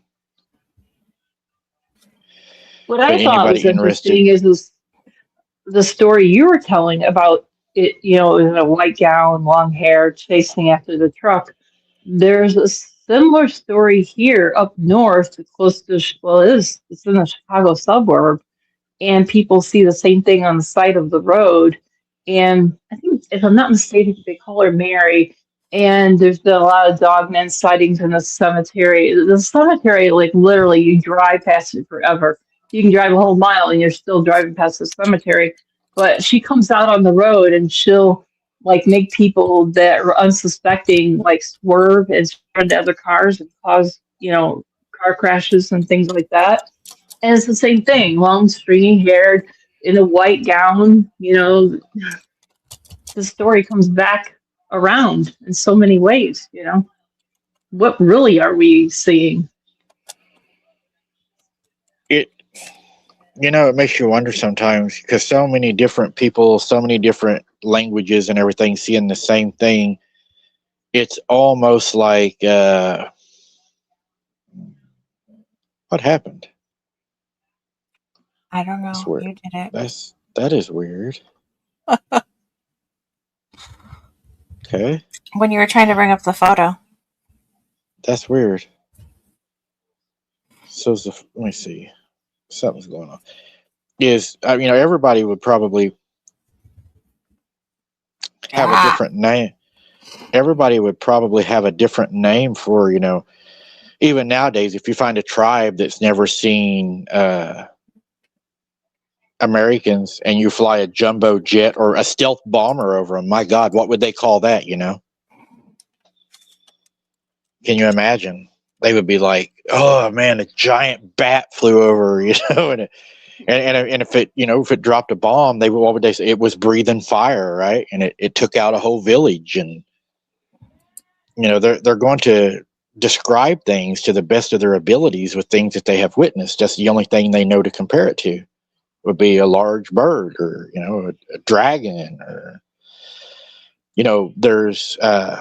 there's theories that when the Bible talks about that, the locusts during the end of time, that the locusts are actually helicopters. So there's a lot of different interpretations because we have to think that what we're reading in the Bible is interpretations of those people looking into the future of things they have never seen. And they're trying to describe those things the best they can with what they know at the time. So when they say they were as the locusts, I'm not saying they are the locusts. They were like the locusts. They flew, but they brought death. And, there's, Jesus was known throughout history to be very metaphoric. And, they say, the Old Testament was spiritual and the New Testament was more physical, right? And I understand now when he says you will never understand all of it. There's no way you could ever understand all of it. But it's fun to try sometimes. That brings to mind one night, me and my buddies were out researching. The one guy's from Oklahoma, and he was up here, and we were on DuPont Monster Road. Now that's a story. That's a whole nother night. But we were in that area, and there happens to be a railroad track not far from there, and there was these juvenile Sasquatch that were messing around by the railroad tracks in this bush. We were watching, we were waiting, we were just waiting to see them, go out where we could see them. It was a full moon. They had just cut down all the beans and the corn and everything, so you could see really good. And so we're just waiting, and we didn't even know that track, the railroad track that was there, was still in service because it was just off of Stagecoach Road, which is it's a one laner, kind of like some of the roads you're on. And we were just sitting there in the dark, and we had the windows all down, and we're listening, and they spoke humanly. There was a train coming, and it happened. The Amtrak is what's using that old railroad going. Well, it would have been coming from the west. It'd be going into Chicagoland. We were out probably 2 hours out of Chicago. But they said, "Oh, the big caterpillar's coming. We've got to go." And they take off running across this field, and we watched them. And they run into the corner where there was like a trees that had been cropped out for this field, so it was like a 90-degree angle corner. And they were over there hiding, and you could see their eyes, and their eye color changes with their mood. And what we had been seeing was just like white or like a TV screen kind of color from back in the old days when you lost signal. That's that gray. We were looking at eyes like that, but man, when that train come, those eyes went to an orangish amber color until it was gone, and then they were at peace again. But they said the giant caterpillar. So in their mind, a lot of what they see out of us, mechanical and things like that, they put it into how they depict it or what fits their dictionary. Just like when somebody sees a Sasquatch and all that they can think is monkey or gorilla because that's all they have in their dictionary, that's how the story gets told. Right. Hmm. Yeah, I mean, there's probably so many things that have happened we haven't even heard about, that if we knew about, we probably wouldn't even go to the woods in the daytime Yeah. if we Sure. actually knew everything. Yeah, I quit going alone because of a lot of the things that I learned and uncovered and, took off a video or took out one of my pictures. And I was like, oh, that's it. I can't go there alone. No more. Right. And more of those added up to where it just got to where if I don't have somebody with me, I'm not going by myself anymore. And it Right. seems like there's more and more and more and more stuff. And it seems like there's the population of it is more and more and more. I don't know if it's just me and what I've been experiencing, but a lot of other researchers I've run into, I've heard say the same thing that it's multiplying. Yeah, I have a thought about that too because there was I could go in. Never mind. I'll save that for later. I'll pass that on to you guys later off the show. I have a theory or a thought that I've been Everybody's watching. thanking me for taking the picture down. Yes, it was creepy. And then I'm sitting here looking up the witches, the pictures of the I've witches from the movie, and I'm like, oh, it's even worse. Like, I've I'm dated having I've dated nightmares. worse than that. I'm gonna have nightmares tonight. Mike, we need to have a talk with each other about women. If you've dated stuff that was sourced from Yeah. that, because I think we need I an intervention, a big I intervention. I did. I'm now older now and wiser. Thank the You know that Lord. Thank you you. know they Hallelujah. they say, what is it they say, that wisdom comes with age. And man, when I look back, I'm like, oh my God. All of the right Well, roads I could have took, I always took that one wrong road. It was like Now, why would anybody want to take that road? That'd be easy. Let's take that hard one. Yeah. I think we can all look back at our lives and say the same. Yep. Some of them I'd had, man, they had to tie a stake around their neck to play with the dog or sneak up on the mirror to brush their hair. But, everybody needs some loving, right? Everybody likes to be loved. Everybody needs loving. I'm sorry. I couldn't snuggle up to anything that looks like that Spearfinger or worse. I'm sorry. Hey, no, that's what they make. That's what they make dark rooms for in paper bags. Oh my gosh. That was such a man thing to say. Right? What did they say? The old beer holder that said, "If you don't think I'm cute now, have another." Mhm. But Budweiser is the leading number one cause of most marriages and the failures of a lot of marriages. Yeah. Budweiser. Get that Budweiser. I get it. Yeah. I always think of Brad Paisley's song, Alcohol.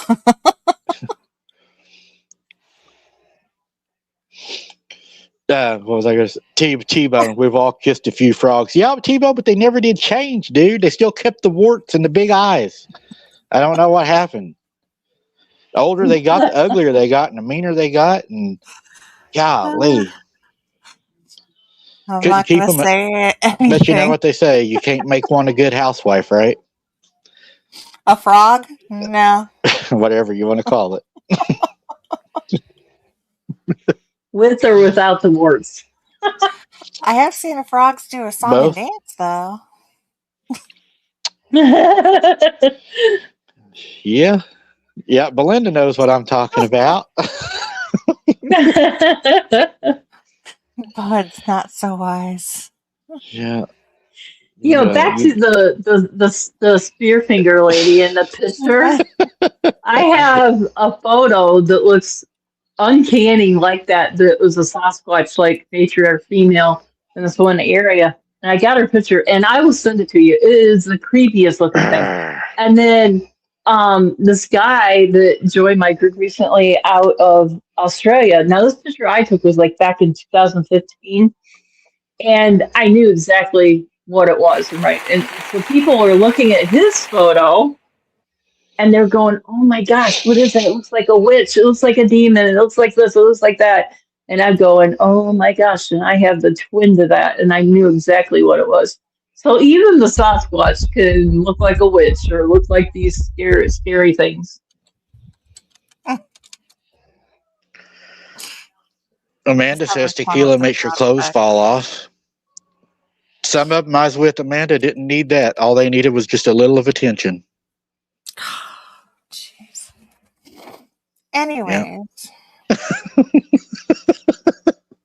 And now we move on to abnormal after hours.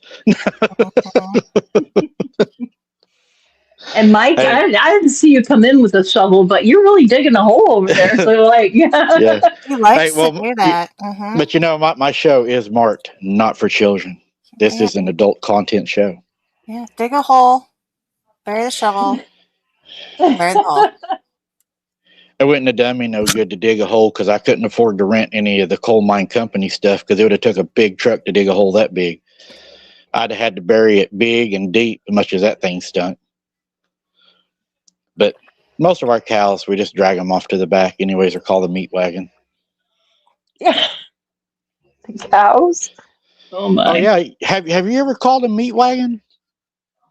No, we didn't have cows. We only had horses, but we always buried them on the farm. Whenever we had an animal that had to be put down, and we thought, okay, put the animal down, and then we was going to call. We call it the meat wagon. They come out, looks like a big trash truck, and they pick up your animal for you and take it away. Oh my God, what they charge to do that is it's ridiculous. It's more than a vet call. And it's Well, I know in the last year, I had to put my dog down, and it cost me a fortune. And then my 11-pound cat that I just had to put down, she was dying either way, but I didn't want her suffering any longer. You know what they charged? $500.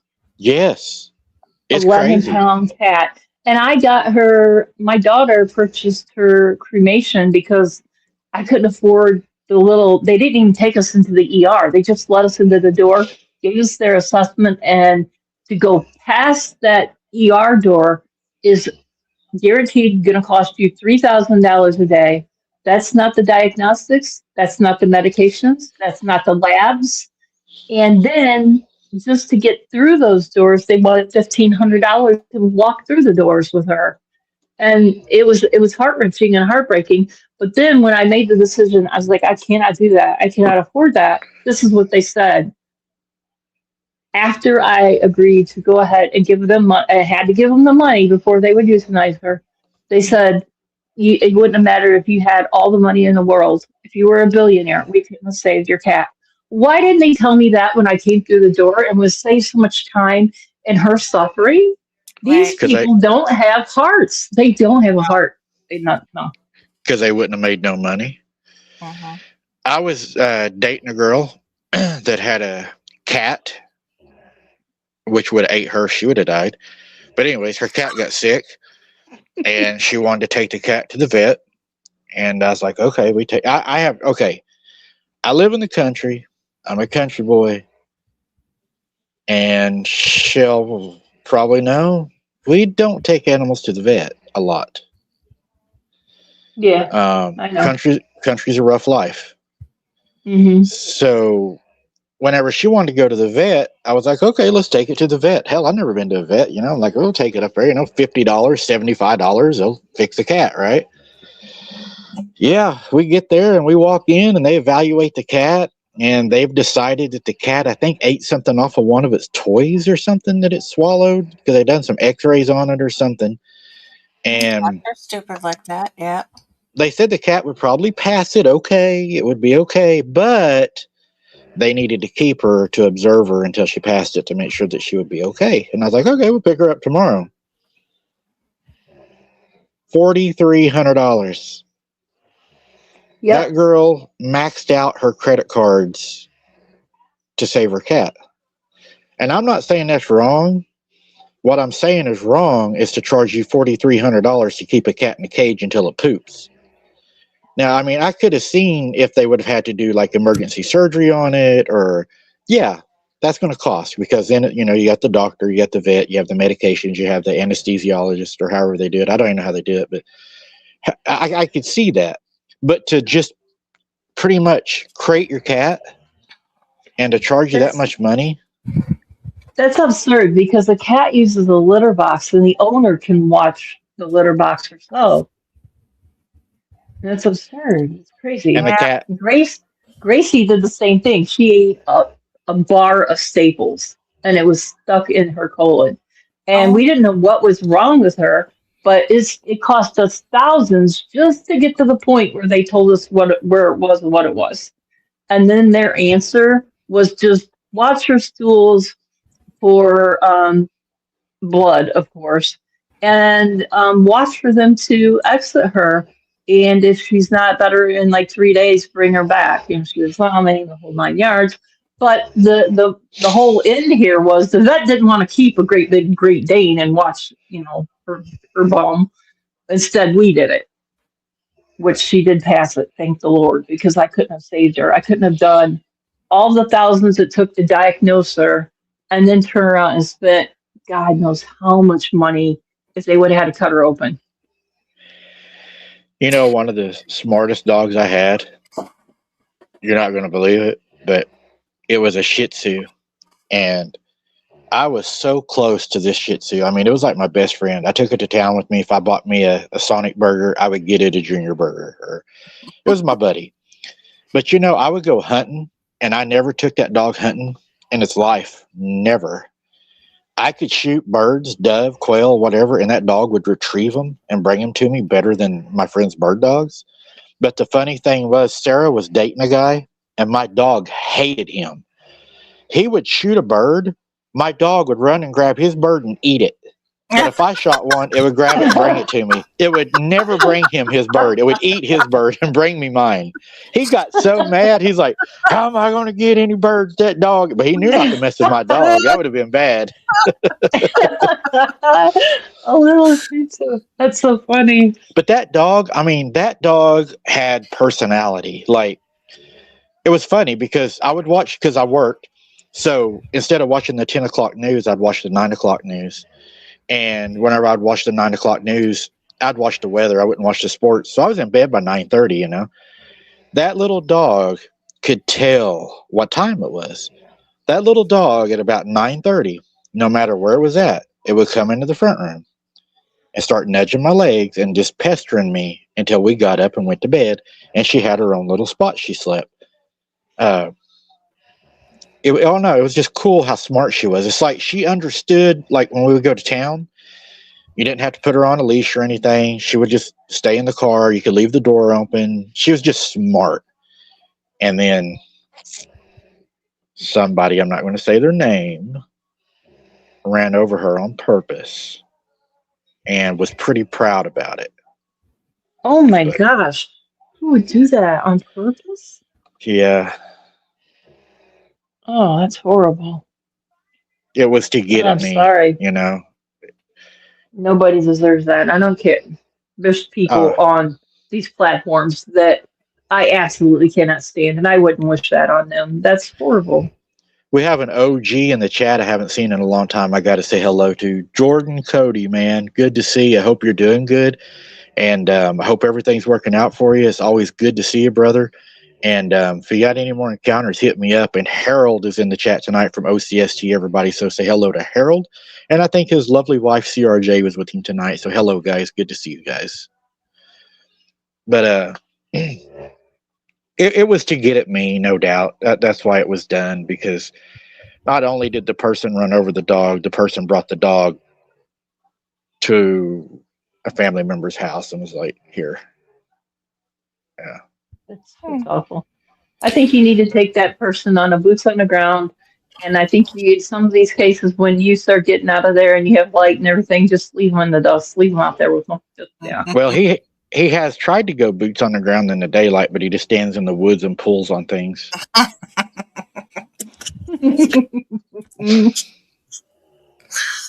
Yeah. Not a lie.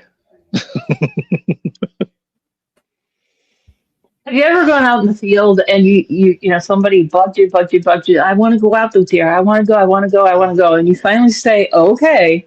And then you get them out in the field and they are the biggest buzzkill. Like nothing happens for you. It was just a fizzle of a night. And then you can turn around, go back to the same place and it'd be really, really active or whatever. And this person's bugging you again. You take them again and it's a complete buzzkill again. Some people are not, they're just, no matter how hard they want it, they're not going to get it. I took one person, it was so tough, and he ended up actually urinating on himself and crying. And I've seen that happen too. It makes me laugh. Yeah, swore he would never go back to the woods. He tried to rush up on something, being Mr. Johnny, BA. And whenever he did, it didn't run from him. It went to all fours and ducked down and started trying to grab him by the legs, and he freaked out. I was like, hey, I told you. Sometimes karma can come around. It really can. Oh, yeah, it did for him. He was soaked. Yep, he rode the back.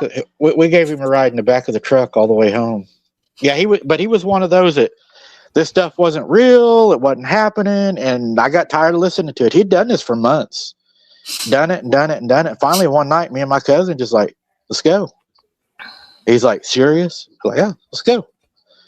We took him to one of the worst places we could think of, and he got out and took off walking out through there, and yeah, it got bad. He was screaming, hollering, crying, and urinating. Uh-huh. Like what Cy Robertson would say, he gone.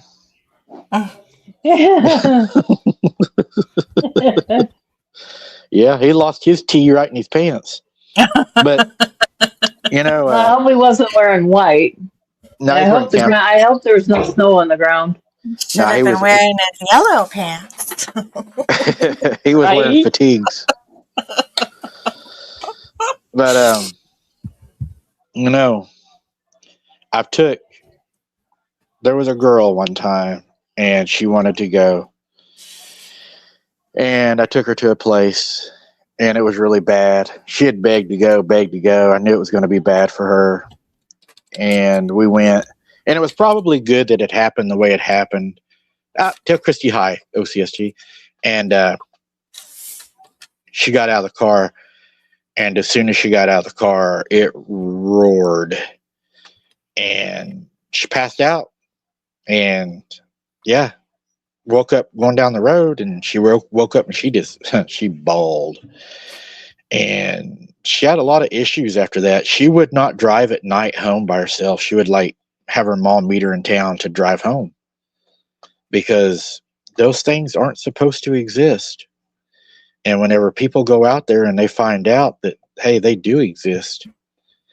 I mean, imagine back in the old days, man, people used to ride these roads and them old bridges on horses and carriage with lanterns. Imagine trying, I mean, we should have somebody do that some night. Somebody should come down here, walk one of these old sections down here, and only allow them to use one of those old kerosene pump up lanterns. And that's all the light you get. And you have to walk that whole thing out here. That's how I do it. I go out with no light whatsoever. I ain't doing it. Not down here. I won't use a flashlight or anything like that. Or I may use a headlamp but keep it on green, because the bright light scares them and it makes all the worse happen.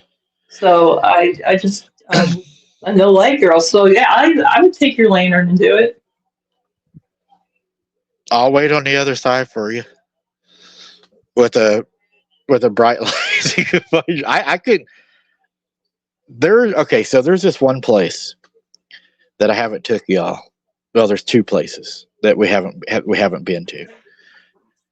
One of those places, hell no, I will not walk that road alone. Because the reason I won't do it, you have that one friend in life that you just know that he doesn't have a personality. He'll know who I'm talking about. He doesn't like to cut up, doesn't lie, tells it how it is. Pretty much he's the Visine Red Eyes guy, right? Doesn't get real excited about anything. Everything is all science, truth, and that's it. Well, he went down this road one night. This dude looked like he drank 5 Red Bulls whenever he walked in the house. He was like, and we're like, what, dude? What? He's like, I just saw something that ain't supposed to exist. And we're like, what'd you see? He was on this road, parked. He used to read a lot. He was a reader. You remember those old lights that you would plug in your cigarette lighter that would bend that you could read with, like a reading light? You ever have one of them? My dad had one. He was a truck driver. And, yeah. Okay. He would use one of those and turn it on down there, and he would read in the dark in the trees. He wasn't scared of that stuff because he didn't believe it existed. He read science. He was a science person, very intelligent science person. He said he was sitting down there and he saw a light down the road. And he said it looked like somebody's walking toward him. And he said, I was like, said, what? Somebody walking down here, really? And he's like, somebody's had a flat, it's a coon, because we do have coon hunters down here. It's a coon hunter, and it's getting closer, and it's getting closer, and it's getting closer. And he said he hears like a lawnmower engine running, like, like not a big motor, but just like a little. And he's like, somebody on a moped, what in the world is going on down here, right? And as it gets closer, it drives past him And it's a man dressed in a like funeral suit with black hair, black beard, smiles at him, and the dude's driving a Model A. OMG. He came straight home. He never went down there ever and read again. He said the dude was driving a funeral Model A looking thing with the glass on the side you could see through and see the casket. Yeah, on that road. Is crazy. I have not took y'all there. I just be honest with y'all. I have not went down that road. Yeah, I don't think I blame you. Yeah, I mean, when you start seeing shit like that, I mean, that's yeah. I mean, there's so many.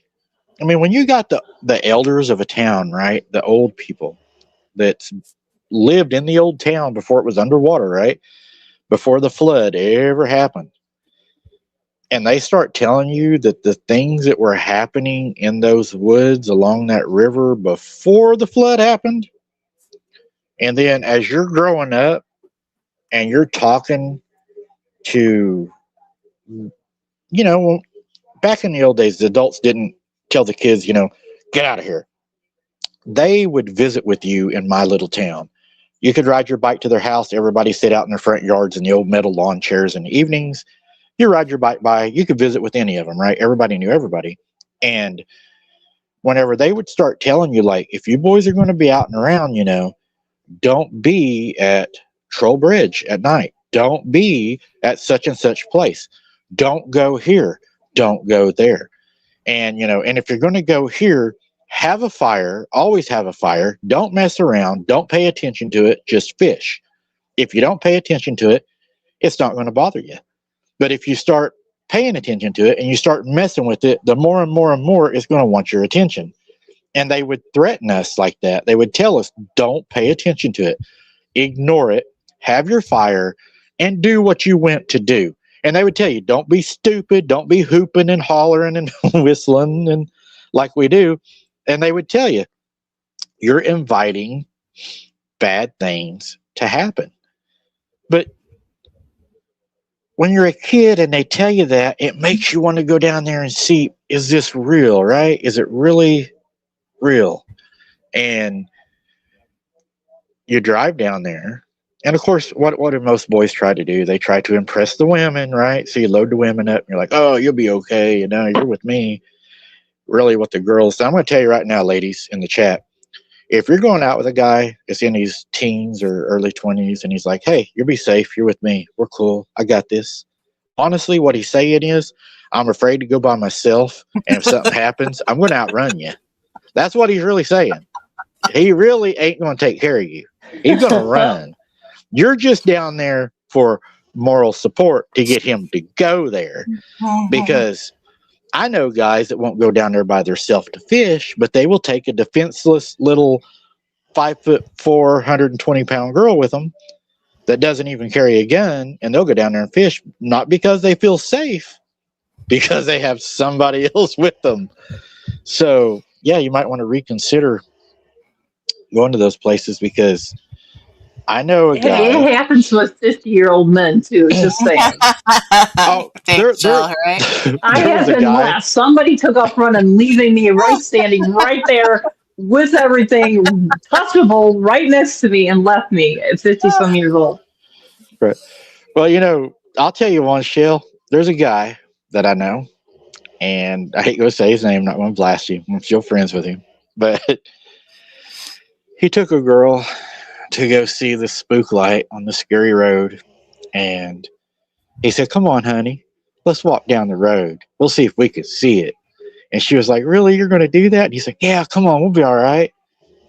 They walked down the road. They saw the spook light. And he left her in the dark on the road in the middle of the woods. She had to walk like 3 miles back to town. Mommy's boys. Those are mommy's boys. And now they're married. So how does that happen? Well, I think I told him, I said, I think your payback's coming one of these days. She's just waiting for the right time. you scorned her, and now she's married you, where she has 24 hours a day access. Playing the long game. Yeah, but yeah, I mean, like Sarah, when I take her down there, I keep the keys to the vehicle because she'll straight tell me, "I'll leave you here if it gets after me." I'm like, "You ain't leaving me." So I keep the keys to the car. That was always our joke when we'd go out, was don't let Sarah have the keys because she'd take off. And I sure don't want to be left out. Could you imagine something's really after you and it watches your buddy leave you there? Hmm. I mean, that's probably not going to be a good outcome. I have a story for you guys sometime when we have a lot of time to share it with you. It's a hilarious story, but it's not hilarious from my point of view, but I guess from everybody else listening and from the person that did it to me, it's probably absolutely hilarious. But yeah, I've been there, done that. Yeah. I got some stories. I got to where when I went out with a dude, if I was going out and a guy says that he's not scared and stuff, guess who walked either behind if it was closer to the car or in front if it was closer to the car? Definitely me. Yeah, some night we may have to do a live Patreon where we can tell everything. I don't know. I know that I'm writing a book that's probably going to be a #1 bestseller someday. You and me both. Yeah, I figure that whenever I release this book, I'm going to make a lot of people mad. Because the other day, Shell, I had the best day of my life. You know, when you have a bad year, right? And you're trying to find things that you know you had, but you can't find it. And you're like, I know I had that. And, you know, you've had to move and you got things boxed up. And, you know, the other day, just out of the blue, I decided to go grab an old safe that I have. And I opened the safe. And there was a device in there that had a whole lot of things on it. And I was like, God smiled on me with everything that's coming up next month and everything. What I have now, I just smiled. I was like, I couldn't have found this at a better time. I mean, yeah, God is good. And his timing is perfect. And I wasn't looking for it. I wasn't searching for it. I just happened to go grab that box and open that box. And there it was. And I had charged that it at up. Christmas time. There was an object that I had thought was like 15 years ago gone, and I found it. I was so excited. Yeah, I know what that feels like. Oh, I was very, very excited. It is exciting when you think you've lost something forever, and then you find it. You know, you've moved so much, and so much has been jostled around and packed here, packed there, and then you dig everywhere. You give up. You give up. Oh, it's never coming back. And then it just appears, and you're like, "Wow." Yeah, Kinda this like is when going to you're be. searching around for money and you go into an old coat pocket and pull out a $20 bill or something. Yeah. Oh, this was. Yes, those are good finds. Yeah. What is it to say? This one's going to be the $1 million question, if that makes sense. Mm-hmm. Because it's just going to be good. Shell, we've been on here almost 2.5 hours. Anything you want to say before we get off here and go to sleep? My phone's flashing at me because it can't even keep up with these 2.5 hour lives, even though it's on the charger. It's warning me that it's going to die. I just want to wish everybody a safe and warm rest of their month here. And let's get into February and get some warmer weather. And if y'all like to follow me, it's Shell Karaoke Dion on Facebook.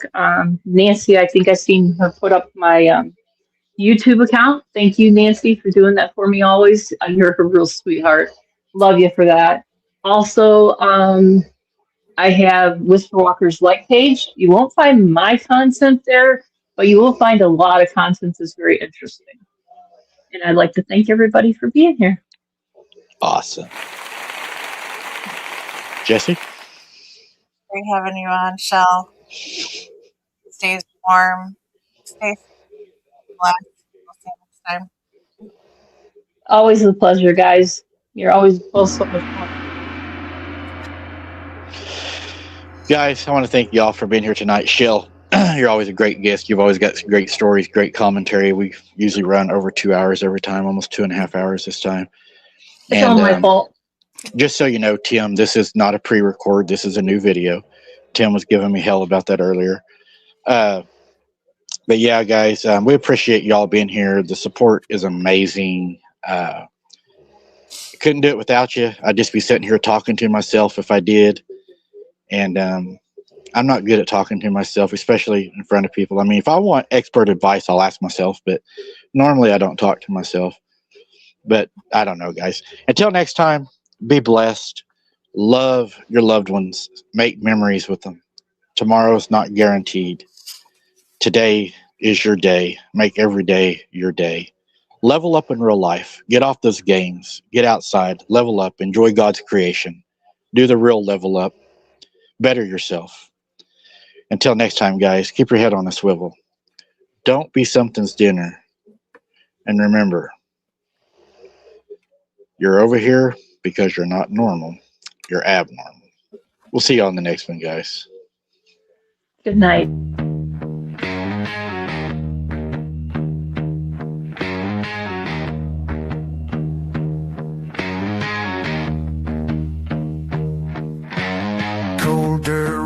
Midnight patrol, boots on gravel, I taste the mold.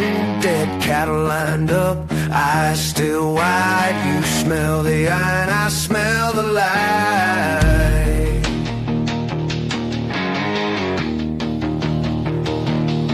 Abnormal investigations and a strange phenomenon. Yeah, we walk that line till the night is gone.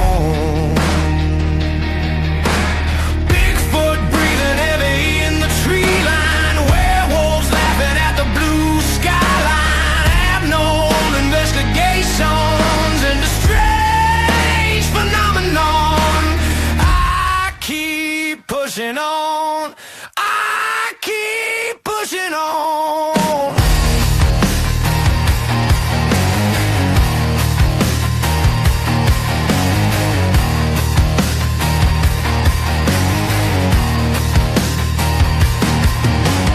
Old man talks about the shadow man. Says he saw claws, not a human hand. Witches in the quarry burning sage. Kids gone missing, no one turns the page. Unsolved cases piled in the van. Lore myths written in the dust on my hands. Strange creatures scratching at the door.